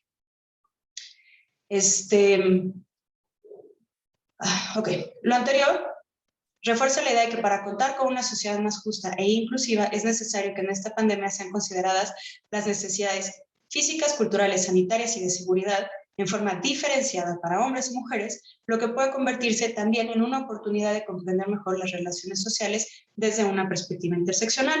En este caso, el enfoque interseccional alude a la importancia de adoptar medidas diferenciadas considerando las particularidades e identidades diversas de mujeres en especial situación de riesgo. Esto lo que va a provocar es tomar en consideración este espacio de intersección de los diferentes factores, como pueden ser etnia, edad, orientación sexual, identidad de género, expresión de género, en fin, entre otras variables, y que pueden acentuar una situación de riesgo y de violencia y de discriminación. En palabras de Claudia Tello y de Óscar Vargas, el análisis de la interseccionalidad de la desigualdad puede ser entendida como la forma en la que las relaciones inequitativas permean la sociedad y legitiman las situaciones de injusticia. Entonces, regresando al tema de la pandemia, podemos ver que esta no solo es un asunto de salud pública, ¿no?, sino que también impacta la vida social y económica de las personas. La emergencia derivada del COVID-19 provocó o está provocando impactos específicos sobre las mujeres, profundizando estas desigualdades de género que ya estaban existentes y que se han ido profundizando, no tanto al interior de los hogares como fuera de ellos. Y esto es importante porque hay que señalar que las mujeres representamos más de la mitad de la población en todos los países de la región latinoamericana. De acuerdo con un informe de la ONU titulado El impacto de COVID-19 en América Latina y el Caribe del año pasado, esta zona se ha convertido en una de las más críticas de la pandemia, exacerbada por estructuras de protección social débiles, sistemas de salud fragmentados y profundas desigualdades. En una región que experimentó un número significativo de crisis políticas y protestas en todo 2019, donde hay desigualdades, la exclusión y la discriminación en un contexto de pandemia afectará negativamente el goce de los derechos humanos y de los avances democráticos, principalmente para las mujeres. Entonces, algunos datos. Primero, ¿cuántas mujeres somos? ¿No? De acuerdo con el Censo Poblacional de Vivienda del 2020, en México habemos más de 64 millones de mujeres. Esto es, somos el 51.2% de la población total del país. Pero vamos desmenuzando este dato. La tasa de participación económica de este sector creció 15.7 puntos porcentuales en los últimos 10 años, ¿no? Esto es, pasó de un 33.3% en 2010 a 49% en 2020, lo cual uno podría pensar, hombre, vamos de gane, ¿no? Sin embargo, durante el año pasado, más de 1 millón de mujeres dejaron o perdieron su trabajo, lo que significó una disminución del 5.2 en la cifra de mujeres ocupadas. Aunado a esto, la brecha de género en la carga total del trabajo, ya sea remunerado o no remunerado, es de 13.4 horas semanales en promedio. ¿A qué vamos? Que la mayor carga de trabajo para las mujeres se refleja en una mejor disposición de tiempo libre. ¿Por qué? Porque estamos principalmente enfocadas a labores de cuidado, ¿no? Y de trabajo no remunerado, a eso un poquito más adelante. Retomando nuevamente a Rodríguez Pedraza, únicamente el 44% de las mujeres mexicanas que están en edad de trabajar se encuentran trabajando o estamos buscando empleo. Es decir, solo este porcentaje, este 44% de mujeres, forma parte de la población económicamente activa de nuestro país. De quienes sí logran ser económicamente activas, muchos lo hacen en el sector informal, por lo que la inseguridad económica y alimentaria que ya existía con la pandemia, lo único que provoca es que se agravó. Actualmente cerca del 60% de las mujeres del mundo trabajan en economía informal, gana menos, por lo mismo ahorra menos y está en riesgo de caer en la pobreza. A esto se suma que el cierre de negocios ha dejado a millones de mujeres sin trabajo. El distanciamiento social, por supuesto, afectó también a aquellos sectores que cuentan con un mayor porcentaje de empleo femenino, como puede ser el turismo. Simplemente para dar un dato, en Panamá un 45% de las mujeres quedó desempleada, precisamente por esta cuestión de confinamiento. Históricamente, como señala Alma Beltrán y Puga, el trabajo doméstico realizado mayoritariamente por mujeres no ha hecho parte de un gran contrato social en donde a una se le paga precisamente por lo que hace. A las mujeres se nos ha convencido de que es natural, ¿no? Cuidar y cocinar y no recibir ninguna remuneración a cambio. Pero, como ya se mencionó, la mayor parte del trabajo doméstico y del cuidado no remunerado que se realiza en los hogares es producto, ¿no?, de las mujeres. Y esto es importante porque si se les pudiera pagar, ¿no?, estaremos hablando de que en promedio estamos hablando de que son 5,190 pesos mensuales. En México, las personas que sí se dedican al trabajo del hogar, que sí es remunerado, son 2.2 millones, de las cuales 9 de cada 10 son mujeres, ¿sí? De las cuales el 75% no cuenta con ninguna prestación y de las cuales la gran mayoría perdió su trabajo a lo largo de la pandemia. Según la Organización Internacional del Trabajo, las mujeres tienen a su cargo 76.2% de todas las horas del trabajo del cuidado no remunerado. Esto es más de 3 veces la de los hombres. Y son ellas quienes tienen la doble o la triple jornada laboral, esta famosa doble o triple jornada, ¿no? Que por cierto se ha agravado con estas medidas de confinamiento. En el caso de los cuidados, queda claro que las medidas de confinamiento tenían o tienen como objetivo proteger la salud, ya sea individual o pública, y evitar el colapso, sobre todo de los servicios de salud. Sin embargo, su aplicación no es neutra desde el punto de vista de género, como hemos insistido, ¿no? Los hogares, y esto nos queda claro a todos, los hemos convertido en todo, ¿no? En escuela, en oficina, en gimnasio, en centro de salud, todo en uno. Lo que ha exacerbado la crisis de los cuidados. La carga de trabajo relacionada a la atención de las personas se ha incrementado y, por supuesto, recae principalmente en las mujeres. Esta actividad, sobra decir que no es valorada ni social ni económicamente. De acuerdo con un informe de Mujeres en 2018, el valor económico del trabajo no remunerado en labores domésticas equivale a 5.5 mil millones de pesos, lo que representa el 23.5% del PIB. ¿No? Esto no es menor, o sea, en realidad estamos hablando de que de esto, el 17.7% es lo que podrían aportar las mujeres, el equivalente a 4.1 millones de pesos. Fuera de los hogares también son las mujeres las que están asumiendo los cuidados en el sector de sanidad. Sobre todo aquellas que están trabajando en centros especializados de cuidado a menores, de adultos o adultas mayores y de personas con discapacidad, ¿no? Y esto es particularmente importante porque las expone a un mayor riesgo de contagio. Queda claro entonces que existe una sobrerepresentación de mujeres realizando un trabajo de cuidado remunerado, no solo en establecimientos especializados, sino también en los hogares de las personas, ¿no? Según InMujeres, de las 472.781 personas que se dedican a la enfermería con un grado técnico, el 79.1% son mujeres. Y hay que recordar que es precisamente el cuerpo de enfermería quienes dan la primera atención y examinan a las y los pacientes y, por lo tanto, son también el grupo que está más expuesto, ¿no? De acuerdo con la CEPAL, en Latinoamérica, la mitad del personal médico y más del 80% del personal de enfermería son mujeres. Esto lo hace el personaje más alto del mundo, en relación a esta sección. Sin embargo, son una minoría en los cargos y en la toma de decisiones y se enfrentan a una brecha salarial del 28%. Bueno, aunado a todo lo demás, hay que, como ya se había mencionado, hay que considerar que estas mujeres están principalmente expuestas a caer en pobreza o en pobreza extrema, porque si ya había demasiadas personas en estas situaciones, a partir de la contingencia podemos saber que se ha incrementado y podemos esperar que se incremente aún más, lo que sin duda va a traer otras afectaciones en la condición de vida, ¿no? Globalmente, las mujeres son más pobres que los hombres y están sintiendo los efectos en el ámbito económico y en el mercado laboral. Las mujeres representan una gran proporción de la economía informal en todos los países y los datos indican que los sectores de la economía más perjudicados por las medidas de aislamiento social afectan principalmente a las mujeres. Ahora, otro de los puntos que sí es muy importante señalar tiene que ver precisamente con los servicios de salud sexual y reproductiva. ¿Por qué? Porque adicional a todo lo que ya se comentó, las mujeres están encontrando grandes limitaciones para acceder precisamente a estos servicios y a partos en hospitales, ¿no? Lo cual puede incrementar la modernidad materna. Schiavone señala, y con justa razón, que las mujeres y hombres siguen teniendo relaciones sexuales aún en situaciones extremas. Sin embargo, en estas mismas circunstancias, como pueden ser guerras, desastres naturales y epidemias, es más probable que estas relaciones se den bajo coerción o violencia, o las dos. Por lo tanto, las mujeres necesitan de tener acceso a anticonceptivos y en particular anticonceptivos de emergencia, antibióticos y antirretrovirales, ¿no? El ponderar la atención del sector salud, esto no.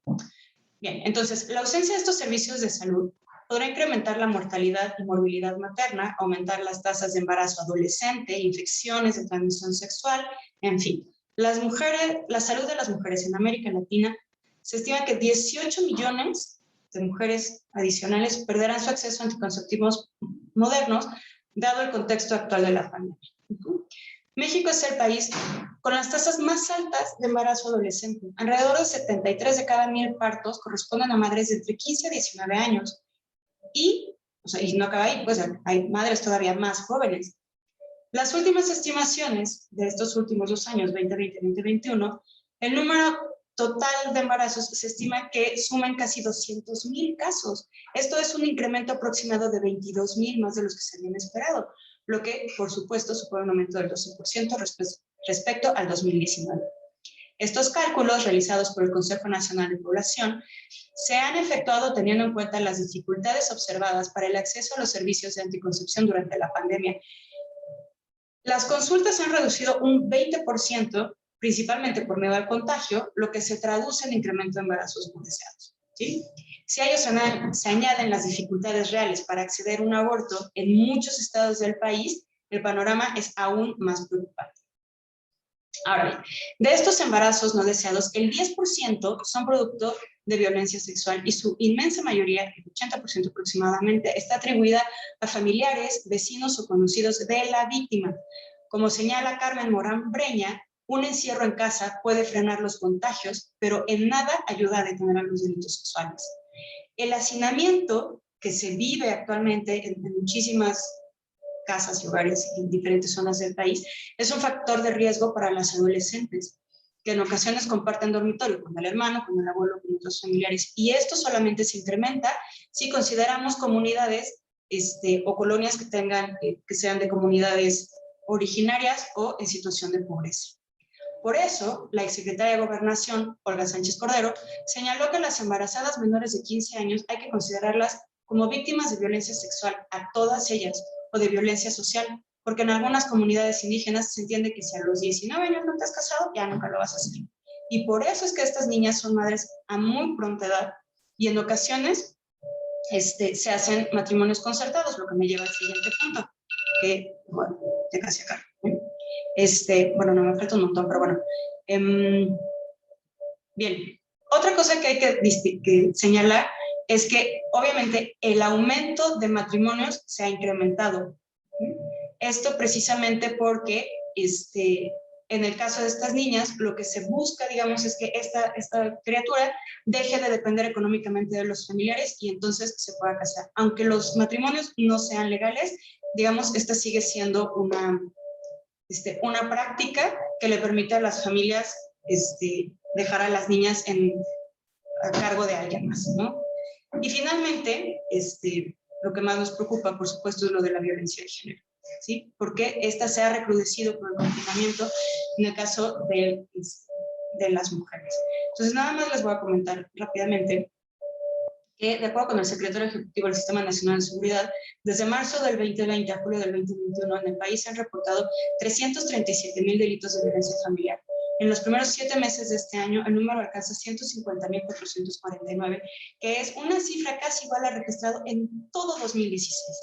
¿Sí?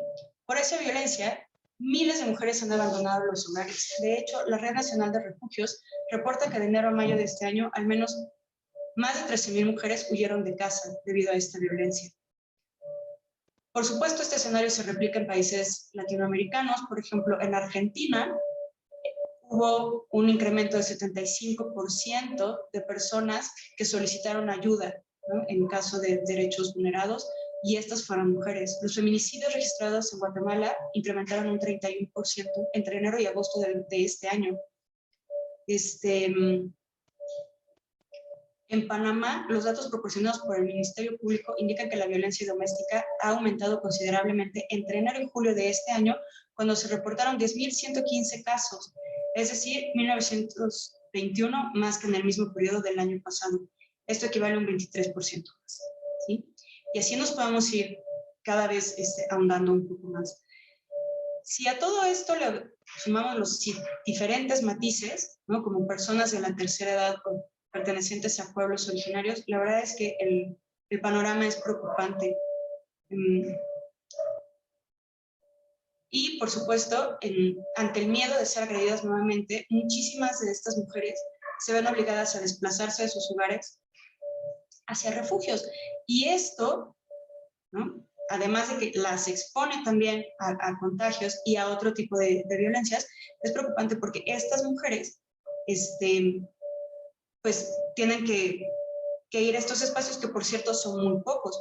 Por ejemplo, para brindar un espacio seguro, el Estado de México cuenta con 6 refugios, ¿sí?, situados en distintos puntos de la entidad, lo cual claramente es poco, porque la población total del Estado de México es de más de 16 millones de habitantes, de los cuales más de la mitad son mujeres.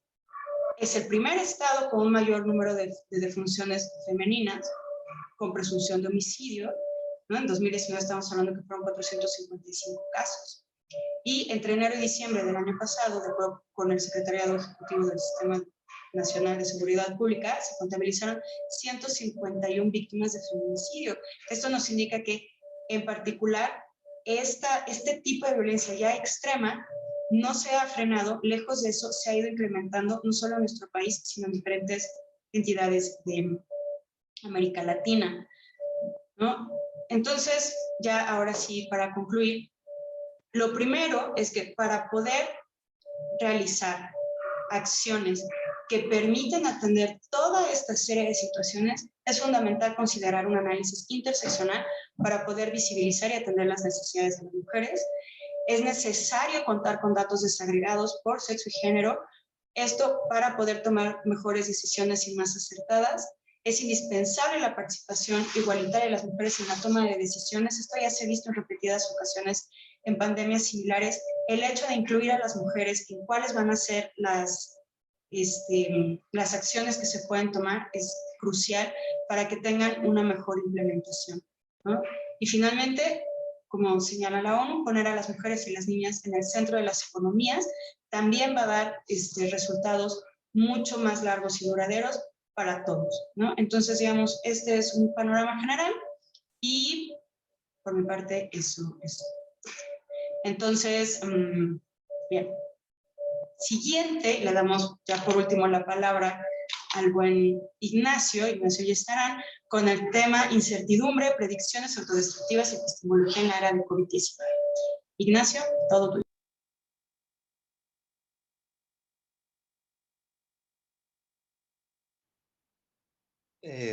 Bueno, no sé cómo andamos de tiempo, veo por ahí que pone que quedan 15 minutos de conexión. Si me podéis indicar, porque así ajusto la ponencia, si son 15, 20 minutos, me da igual, pero saberlo me vendría bien. Yo había entendido que terminábamos a la 1, ¿no? No sé si nos puedan confirmar, Dulce, ¿a qué hora termina?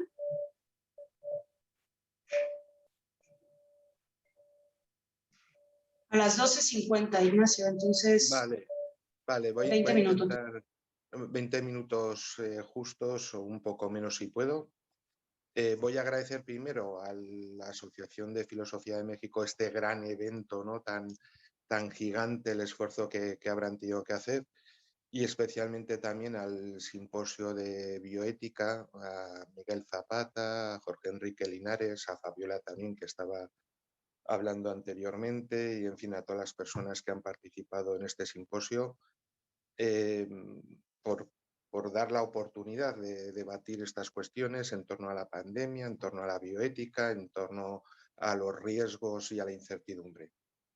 Bueno, mi ponencia, por escrito vendrá todo detallado, o sea que dentro de unas semanas estará todo mejor explicado, más claro y con referencias más precisas. Pero en principio tenía como 3, 4 partes. Una era sobre la incertidumbre haitiana y una paradoja mertoniana que quiero mencionar. Luego quería hablar un poco del caso del doctor Li Wenliang como problema epistemológico, y quería acabar con una reflexión sobre el ethos de la ciencia en la pandemia a partir de Merton y de Ioannidis y un editorial de British Medical Journal. Si no me da tiempo a todo, pues citaré lo que pueda, ya digo, por escrito aparecerá todo mucho mejor expresado, redactado y detallado. Primero quiero empezar con la incertidumbre, apelando a Frank Knight, a su estudio sobre riesgo, incertidumbre y beneficio. Ahí nos dice Knight que la forma universal de conducta consciente es la acción dirigida al cambio de una situación futura inferida desde una presente. La inferencia es doble. Por un lado, hay que inferir cómo hubiera sido la situación futura sin nuestra intervención o interferencia. Por otro lado, hay que inferir qué variación o cambio se producirá con nuestra acción o intervención. Todos estos procedimientos no son infalibles, ni exactos ni completos, dando lugar a diferentes tipos posibles de error. Y él enuncia 4 tipos de error más o menos. Errores en el presente, no percibimos el presente tal como es y en su totalidad siempre es una percepción limitada. Errores en el futuro, no inferimos total y completamente el futuro dependiente del presente. Tercer tipo de error, errores en las consecuencias, no conocemos con precisión las consecuencias de nuestras acciones. Y cuarto, errores en la realización, no ejecutamos nuestras acciones en la forma precisa en que son imaginadas y queridas. Así, Knight subraya que la razón y todo conocimiento observan hechos futuros que guían nuestras decisiones y acciones, con una imprecisión inevitable que hace que no sea posible una precisión mecánica y automática. Y eso introduce diversos grados de error, ¿no? Y por tanto eso es inevitable en el conocimiento. Luego Knight, en el texto ya detallaré, distingue entre probabilidad a priori, que es de tipo lógico, probabilidad estadística, que es de tipo más empírico, y luego un tercer tipo de incertidumbre ya más elevada, que llama él estimación o estimaciones, que es la forma de probabilidad en la que no hay base válida de ninguna clase para clasificar los casos. Las estimaciones o juicios son susceptibles de error y son tan singulares que no se puede hacer un cálculo a priori y en muchas ocasiones tampoco estadístico, por lo menos por anticipado, ¿no? Por tanto, interesa ese grado de incertidumbre que Frank Knight, aunque él estaba pensando más en la economía y en algún tipo de organización social, es inevitable. Menciono lo de Knight, bueno, hago un pequeño paréntesis, también dice Knight una cosa curiosa sobre la incertidumbre, y es que sin incertidumbre la vida sería más monótona y homogénea y perdería parte de su interés. Sabemos que también la incertidumbre la vivimos como una carencia, pero al mismo tiempo es un aliciente para investigar, para innovar, para hacer economía, para un montón de actividades, ¿no? Y ahí se da siempre un cierto grado paradójico con la incertidumbre. Por un lado, anhelamos el conocimiento y la seguridad. Por otro lado, la incertidumbre es nuestro gran incentivo que nos abre el futuro, ¿no? Eso, también es curiosa esa paradoja. Bueno, menciono lo de Knight porque un buen lector de Frank Knight fue el sociólogo Robert Merton. Y entonces Robert Merton apunta a otra cosa y comentando indirectamente a Knight, y aquí viene la segunda parte del título de la ponencia, que era incertidumbre, predicciones autodestructivas y luego epistemología, ¿no? Merton menciona las predicciones autodestructivas. Normalmente a Merton se le conoce por las profecías o pronósticos autocumplidos, ¿no? Es decir, si yo pronostico algo, al final el propio pronóstico hace que eso se cumpla, ¿no? Por ejemplo, si en la bolsa, en economía, yo digo que una empresa, en fin, tiene malos valores, que tiene, en fin, unas malas cuentas, etcétera, obligo a que esa empresa en la bolsa caiga, ¿no? Y por tanto, mi propio anuncio de su valor económico influye en el resultado del valor económico final. Sin embargo, lo que no se menciona es que también él anuncia las predicciones autodestructivas, que se dan sobre todo en las ciencias sociales, y es aquello que yo anuncio por anunciarlo hace que el propio anuncio sea destruido, o por lo menos sea alterado o disminuido en algún grado, ¿no? Eso, por ejemplo, se da en las políticas de prevención pública y es en parte lo que ha ocurrido con la pandemia, ¿no? Cuando se hacen cálculos inicialmente al comienzo de la pandemia de COVID-19 sobre cuántas personas podían morir, ha ocurrido que pasados los meses pues se ha dicho, bueno, tal estudio anunciaba que iban a morir miles y miles y millones de personas y luego hemos visto que en tal país no han muerto tantas personas, luego ese estudio estaba equivocado, ¿no?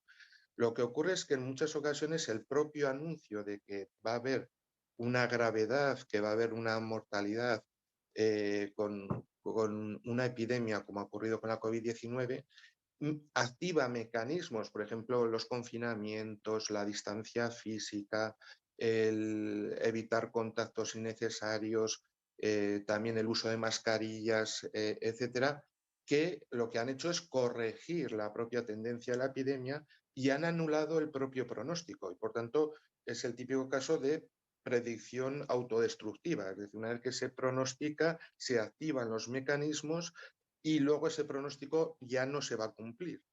Claro, eso también tiene dos cuestiones. Uno, puede haber un cierto negacionismo que diga, miren cómo al final la enfermedad no era tan grave porque no ha habido tantos muertos en tal país como se anunciaba. O también tiene otro problema, otro filo, y es que ¿cómo sabemos que los pronósticos son acertados? ¿No? Es decir, vamos a introducir siempre un grado de incertidumbre, bien a veces por desconocimiento, pero otras veces porque la propia acción va a hacer variar el pronóstico. Y por tanto eso no es fácil en las grandes epidemias, en las grandes enfermedades, y más si hablamos de una pandemia de carácter global, ¿no? Entonces, eso supone un reto epistemológico que hay que tenerlo en cuenta y no nos basta solo el simple cálculo de riesgo habitual, ya que era esta mesa en torno al riesgo, ¿no? Lo cual es interesante epistemológicamente, y ya no digo desde el punto de vista de los valores sociales, éticos y morales, ¿no? Y ya digo, ahí se da la paradoja de la prevención pública: si se avisa y se siguen las recomendaciones iniciales, la gravedad del problema disminuye y con ello parece ser que el problema no era tan grave como se había anunciado, ¿no?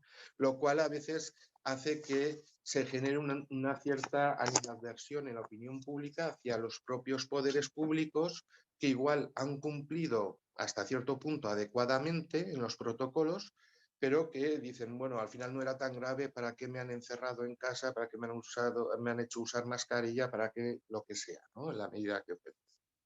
Bueno, la segunda cuestión, voy a ir tan rápido, la del doctor Li Wenliang. Ya saben que fue de los primeros doctores que murió en la epidemia en Wuhan. Tenía solo 34 años, era del Partido Comunista, y el 7 de febrero del 2020 falleció. El mismo 7 de febrero, la Comisión Nacional de Supervisión de la República Popular de China abre una investigación por ciertos acontecimientos que habían ocurrido con el doctor Li Wenliang. Entonces, hay muchas cosas. Me he leído el informe, bueno, en inglés, no llego a leer en mandarín, sobre el informe que se redactó oficial. Y bueno, ahí en el informe se dice que el mismo 30 de diciembre, hacia las 17:30 horas, el doctor Li Wenliang recibió información de sus colegas y a las 17:43 publicó un texto en un grupo de chat de WeChat, que es una app de mensajería china, que ponía 7 casos de SARS confirmados en el mercado marisco de Huanan. Luego también hablaba de un caso aislado en el departamento de emergencias del área de Houkou de nuestro hospital. Ponía una imagen del resultado del examen de patógenos clínicos con la indicación de positivo en detección de coronavirus SARS, junto con un vídeo de 11 segundos de duración de una tomografía computerizada del pulmón de ese caso aislado, ¿no? Y a las 18:42 publicó de nuevo en el grupo de chat, que iba dirigido sobre todo a sus alumnos, los siguientes mensajes: la última información es que se confirma la infección por coronavirus y se está realizando la clasificación del virus. Y otro mensaje: que nadie reenvíe esto, pero que sus familiares, o sea, los familiares del chat y sus amigos estén en guardia, ¿no? Que tomen precauciones, ¿no? Esto lo publica el 30, ya había habido avisos de la autoridad municipal de Wuhan el 27, el 29 de diciembre y hasta el 31 de diciembre de que ya había un tipo de neumonía rara de causa desconocida, pero que ya estaba afectando a la población. Y el 3 de enero el doctor Li Wenliang tiene que comparecer ante la comisaría, una comisaría de la policía de Wuhan, hacer una declaración un poco pues por los mensajes que había enviado. Se le pone una carta de amonestación, está más o menos 1 hora de interrogatorio y se le da una carta de amonestación que viene firmada por uno de los oficiales de la comisaría. Él de alguna manera tiene que también disculparse por haber puesto los mensajes, etc., ¿no? Al final, ya saben, bueno, el 10 de enero desarrolla fiebre el doctor Li Wenliang, que era oftalmólogo, en Wuhan. El 12 de enero fue ingresado, el 14 de enero fue trasladado a la tercera área respiratoria de cuidados intensivos, el 23 de enero fue trasladado a una área crítica de cuidados intensivos y el 7 de febrero falleció, ¿no? Es verdad que cuando falleció las autoridades sanitarias de su hospital mostraron condolencias, apoyaron a la familia, se le dio el subsidio, la indemnización correspondiente por enfermedad laboral. El 4 de marzo, si no recuerdo mal, efectivamente, el 4 de marzo, la Comisión Nacional de Salud de China reconoció a todo el personal sanitario que, digamos, había sacrificado al comienzo de la epidemia, incluyendo al propio doctor Li Wenliang, ¿no? Bien, ¿cuál es la cuestión? Bueno, y el informe final que se hizo, del que he tomado los datos, al final lo que pidió es que la policía se retractara, que, digamos, de alguna manera se mantuviera el honor del doctor Li Wenliang, que se hiciera público además el resultado y que se había actuado de forma inapropiada de acuerdo con la ley, ¿no? Bien, supongo que también es la visión oficial del Estado chino, pero a lo que voy es que es muy difícil esto, que era justamente el comienzo de la epidemia, ¿no? En diciembre, aunque seguramente ya habría habido casos en noviembre, anteriormente, pero está claro que la gran explosión, el gran brote fue en diciembre en Wuhan. Lo difícil que es epistemológicamente, ¿no? Porque, por ejemplo, el doctor Wenliang tampoco tenía todos los datos, es decir, él actúa de alguna manera por una corazonada, porque, por ejemplo, hasta el 27 de enero en la mayoría de los hospitales de Wuhan no estaban equipados para realizar pruebas de ácido nucleico, y al doctor Li Wenliang se le hace 2 pruebas, una el 28 de enero y otra el 31 de enero, ya acabando en enero. El primer análisis dio un resultado negativo y el segundo dio positivo. Es decir, ni siquiera en la propia sintomatología o enfermedad del doctor Wenliang estaba claro si era SARS, el SARS anterior, el 1, si era un nuevo tipo de SARS o era algún nuevo tipo de infección. Estaba claro que había una neumonía y eso también había habido avisos, ¿no? ¿Por qué digo esto? Porque epistemológicamente siempre se dice, ¿no?, que no basta con tener una certeza, ni siquiera a veces con dar con la verdad, sino que tiene que haber una cierta competencia, ¿no? Por ejemplo, en la epistemología de las virtudes o la epistemología télica de Sousa, tiene que haber una compenetración entre la competencia, el objetivo, la verdad, la certeza y la justificación. Y aquí ni el doctor Li Wenliang tenía todo el conocimiento. Por supuesto, también las autoridades chinas fallan, porque en estas situaciones de incertidumbre debería haber una red epistémica y sobre todo de prevención más ampliada, y eso que relativamente no actuó tarde. Para el 7 de enero ya se había codificado genéticamente el virus, y yo recuerdo que más o menos para el 23-24 de enero se hace pública en las redes para que todos los científicos puedan contrastar, ¿no?, el genoma del virus, ¿no? Y la Organización Mundial de la Salud ya para el 3 de enero ya estaba comunicada en la oficina de Wuhan de que estaba habiendo ese tipo de epidemia, y a partir del 3 de enero en adelante el contacto ya ha sido con la Organización Mundial de la Salud, aunque hasta finales de enero la Organización Mundial de la Salud no da la alerta global por el problema del SARS-CoV-2, ¿no? Bueno, rápidamente digo dos cosas. Eso en cuanto al problema epistemológico que supone, digamos que aquí estaríamos en un nivel de ciencia postnormal, como dice Funtovich y Rabbit, de que tenemos que tomar decisiones urgentes cuando hay una incertidumbre elevada y los valores en juego son altos, ¿no?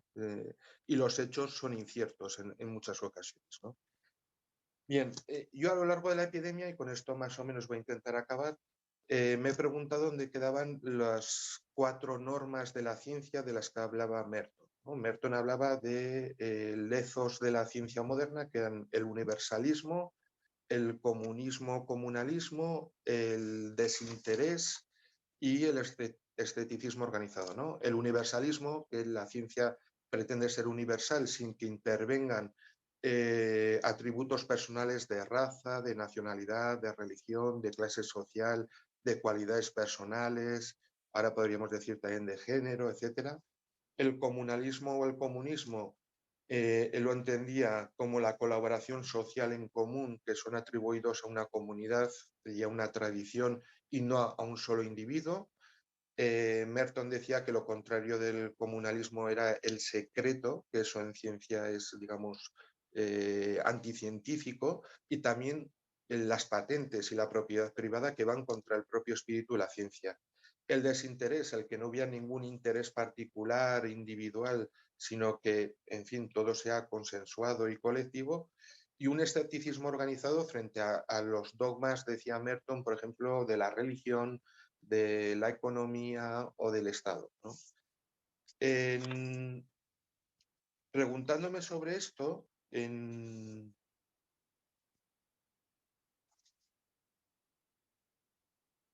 septiembre de este año, o sea, hace un mes, Ioannidis, el profesor de epidemiología, medicina de la Universidad de Stanford, se preguntaba en un artículo justamente cómo, o sugería cómo han cambiado las normas de la ciencia, y estaba pensando en las normas mertonianas, ¿no?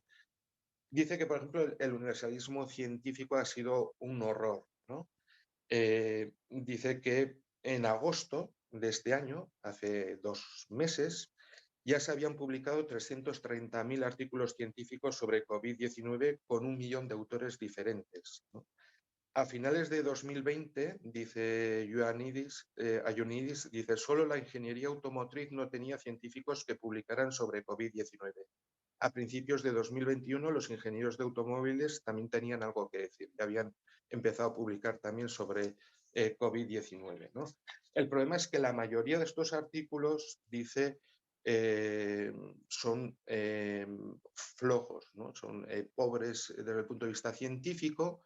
Y dice Ioannidis, en el pasado a menudo había deseado fervientemente que algún día todos estuvieran apasionados y entusiasmados con la investigación científica. Debería haber tenido más cuidado con lo que deseaba. Dice que, bueno, desde luego no ha habido comunalismo, a pesar de que ha habido algunos intercambios, pero no ha sido, especialmente en el momento de las vacunas se ha visto que no. No se ha conseguido un universalismo que rompa con la élite jerárquica de expertos, tampoco se ha roto con el desinterés, porque sigue habiendo gigantescos intereses y conflictos financieros que prosperan en el ámbito de la ciencia, y el escepticismo organizado no ha habido tiempo, ¿no? Porque ha habido una gran batalla cultural por ver quién tenía el método más adecuado, quién hacía la política más adecuada, y al final se ha politizado todo, ¿no? Incluso los medios de comunicación no han ayudado en ello, ¿no? Dice Ioannidis, así han proliferado los expertos basados en la opinión más que en las evidencias, y esa inercia se ha transmitido también al periodismo, a los medios de producción de información y a las redes digitales, ¿no?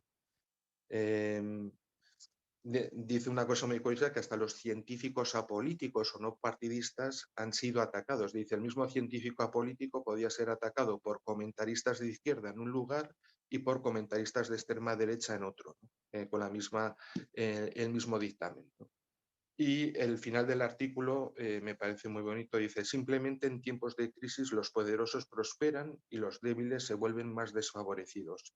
Me preocupa que la ciencia y sus normas hayan compartido el destino de los desfavorecidos.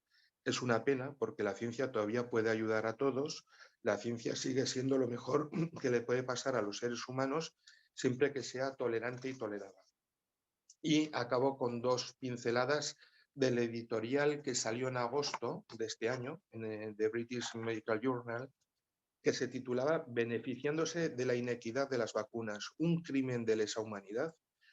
El editorial mencionaba que Pfizer, Moderna y hasta AstraZeneca, que se supone que iba a ser más altruista, se habían beneficiado con miles de millones de dólares con las vacunas, pero no habían universalizado las vacunas. Recordemos que esa es una de las normas mertonianas del ethos de la ciencia.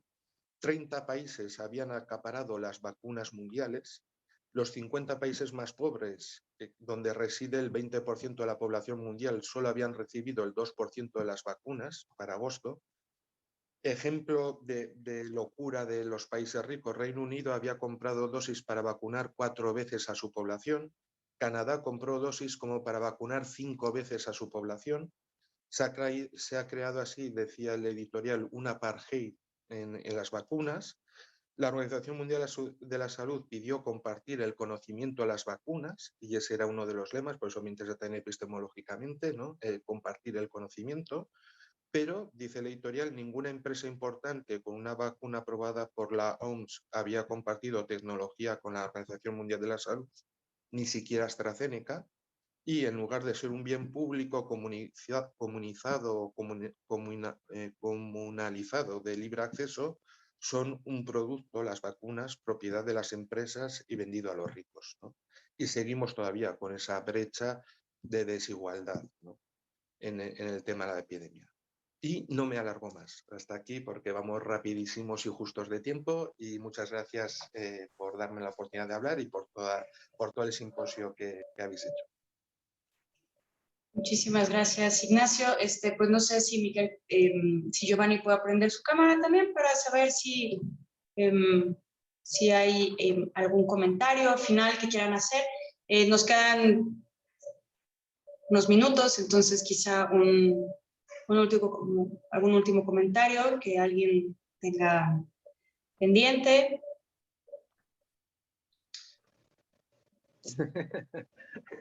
Es que hay tantas cosas y tan poquito tiempo. Sí, es una pena que ya no tengamos más tiempo, verdaderamente. Porque sí creo que finalmente como se armaron estas mesas, pues estuvo muy, muy bien pensado, bueno, en general, ¿no? O sea, bueno, yo estoy muy contenta porque además, pues, nos conocemos poco, ¿no? Dentro de repente, ¿no? Dentro del gremio, todo lo que estamos haciendo. Y bueno, me parece muy, muy interesante cómo se trabajó toda esta perspectiva de vulnerabilidad desde la ponencia que nos dio Giovanni, ¿no? Y luego tú que nos hablaste tú de mujeres. Y bueno, el doctor Ignacio también que nos saca todas estas cuestiones como reflexivas sobre la sociología de la ciencia, sobre Merton, sobre toda una serie de cuestiones, ¿no? Que están ahí circulando y que nos van a dar, pues obviamente para seguir discutiendo, pero creo que sí, yo celebro mucho cómo estuvo armada, creo, esta mesa, porque sí hubo pues una continuidad, ¿no? Temática entre cada uno de los temas, y bueno, pues eso, qué lástima que no tenemos tiempo para discutir. Pues sí, Ignacio, muchas gracias, Elena, sí, coincido completamente contigo, la verdad es que sí quedó como muy, muy bien armada. Bueno, dice Giovanni que no puede encender la cámara de su equipo, pero ahí está presente. Entonces, no sé, Ignacio, si tengas algún último comentario, Giovanni.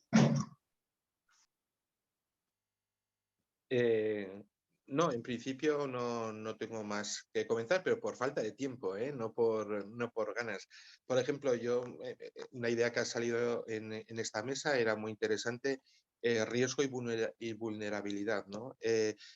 Un poco también con lo que salía al principio de Elena de Beck. Yo siempre estoy un poco en contra de Beck, que dice que los riesgos se socializan y se democratizan. No se socializan y se democratizan de la misma manera con gente vulnerable a gente que no lo es. Entonces, ese salto que hace de nos hemos preocupado, digamos, por la economía, la riqueza y la pobreza, y ahora nos tenemos que preocupar por los riesgos porque nos afectan a todos, no es verdad. Que, por ejemplo, en la epidemia se ha visto clarísimamente, ¿no? Por eso yo también incluso lo de sindemia lo cogería un poco con pinzas, porque todas las enfermedades atacan más a los grupos desfavorecidos que a los grupos que tienen más recursos. Bien porque tienes, por ejemplo, mejor domicilio, mejor habitabilidad, tienes más acceso a medicamentos, tienes mejor tratamiento sanitario, te puedes permitir sanidad privada.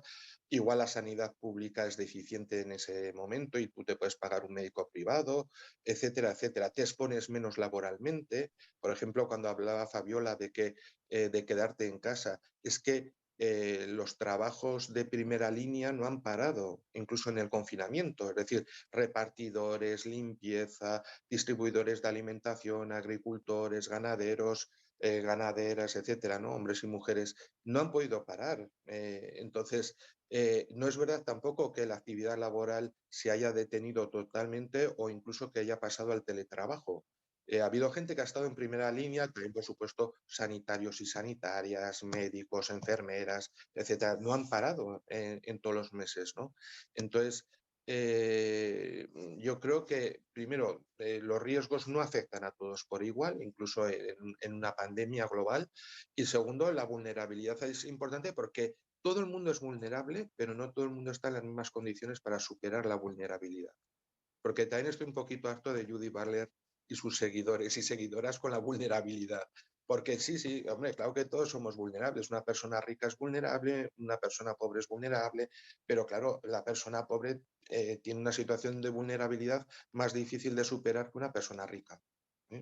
Entonces, bueno, pero ya digo, hay 100.000 cosas, es que ha sido súper interesante, en serio. O sea, para mí, además, yo conforme os iba escuchando iba como conectando una cosa con la otra, ¿no? Y eso es lo bonito de estos simposios y estas reuniones, ¿no?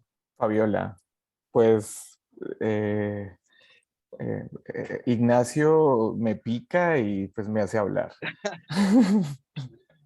Ya, ok, solo un pequeño comentario. Dos Sí, minutos, Giovanni. sí, pues es solo un pequeño comentario sobre ese tema de la pobreza y que eso está directamente relacionado con la vulnerabilidad. Yo creo que eso siempre tendrá, o sea, yo no soy de los que cree que una agenda de corte marxista pueda ya saber cómo es el mundo. Es decir, siempre tenemos que investigar si esa comunidad, sea la que sea, con los recursos que sea, es vulnerable o no ante una situación de crisis. Siempre es una pregunta, siempre es una incertidumbre. Yo en ese sentido soy más cercano a Bruno Latour, que cree que siempre hay que investigarlo todo y que no podemos de entrada decir es que los pobres pues son los que son más vulnerables. Yo creo que hay que investigarlo, si lo es o no, porque eso subestima a los pobres, ¿sí? Y yo creo que hay, por ejemplo, no sé, en el caso de España, no sé si eso sea más fácil de identificar, pero en el caso de México, las comunidades indígenas parecieran pobres porque no son como los de la ciudad, pero no lo son, no son pobres. De hecho, tienen un montón de recursos en términos de salud bastante curiosos y respuestas bastante innovadoras y cosas que creo que siempre hay que ver cómo cada comunidad responde ante una crisis. Y puede que los que peor le vayan sean a los de la ciudad, que tengan muchos recursos, y les vaya muy bien a los de zonas rurales que solo tienen unas gallinas y unos cerdos para mantenerse. Siempre hay que mantener viva la incertidumbre y el investigador no debe resolver de entrada con una cuestión ideológica las cuestiones que hay que investigar. Hay que siempre estar investigando cómo cada comunidad responde ante una crisis y no decir es que los pobres siempre les va a ir mal en esa crisis. Yo creo que hay que ver si sí les fue mal o no les fue mal, pero siempre es una pregunta a resolver a través de una investigación. Ese es Pues, mi comentario. muchísimas gracias, Miguel. Qué pena que no podamos seguir, pero el tiempo se nos agotó y pues muchas gracias a todo el staff que nos han estado apoyando y pues ojalá y podamos en algún otro momento continuar con esta interesante charla. Por nuestra parte ha sido todo. Que tengan una bonita tarde. Igualmente.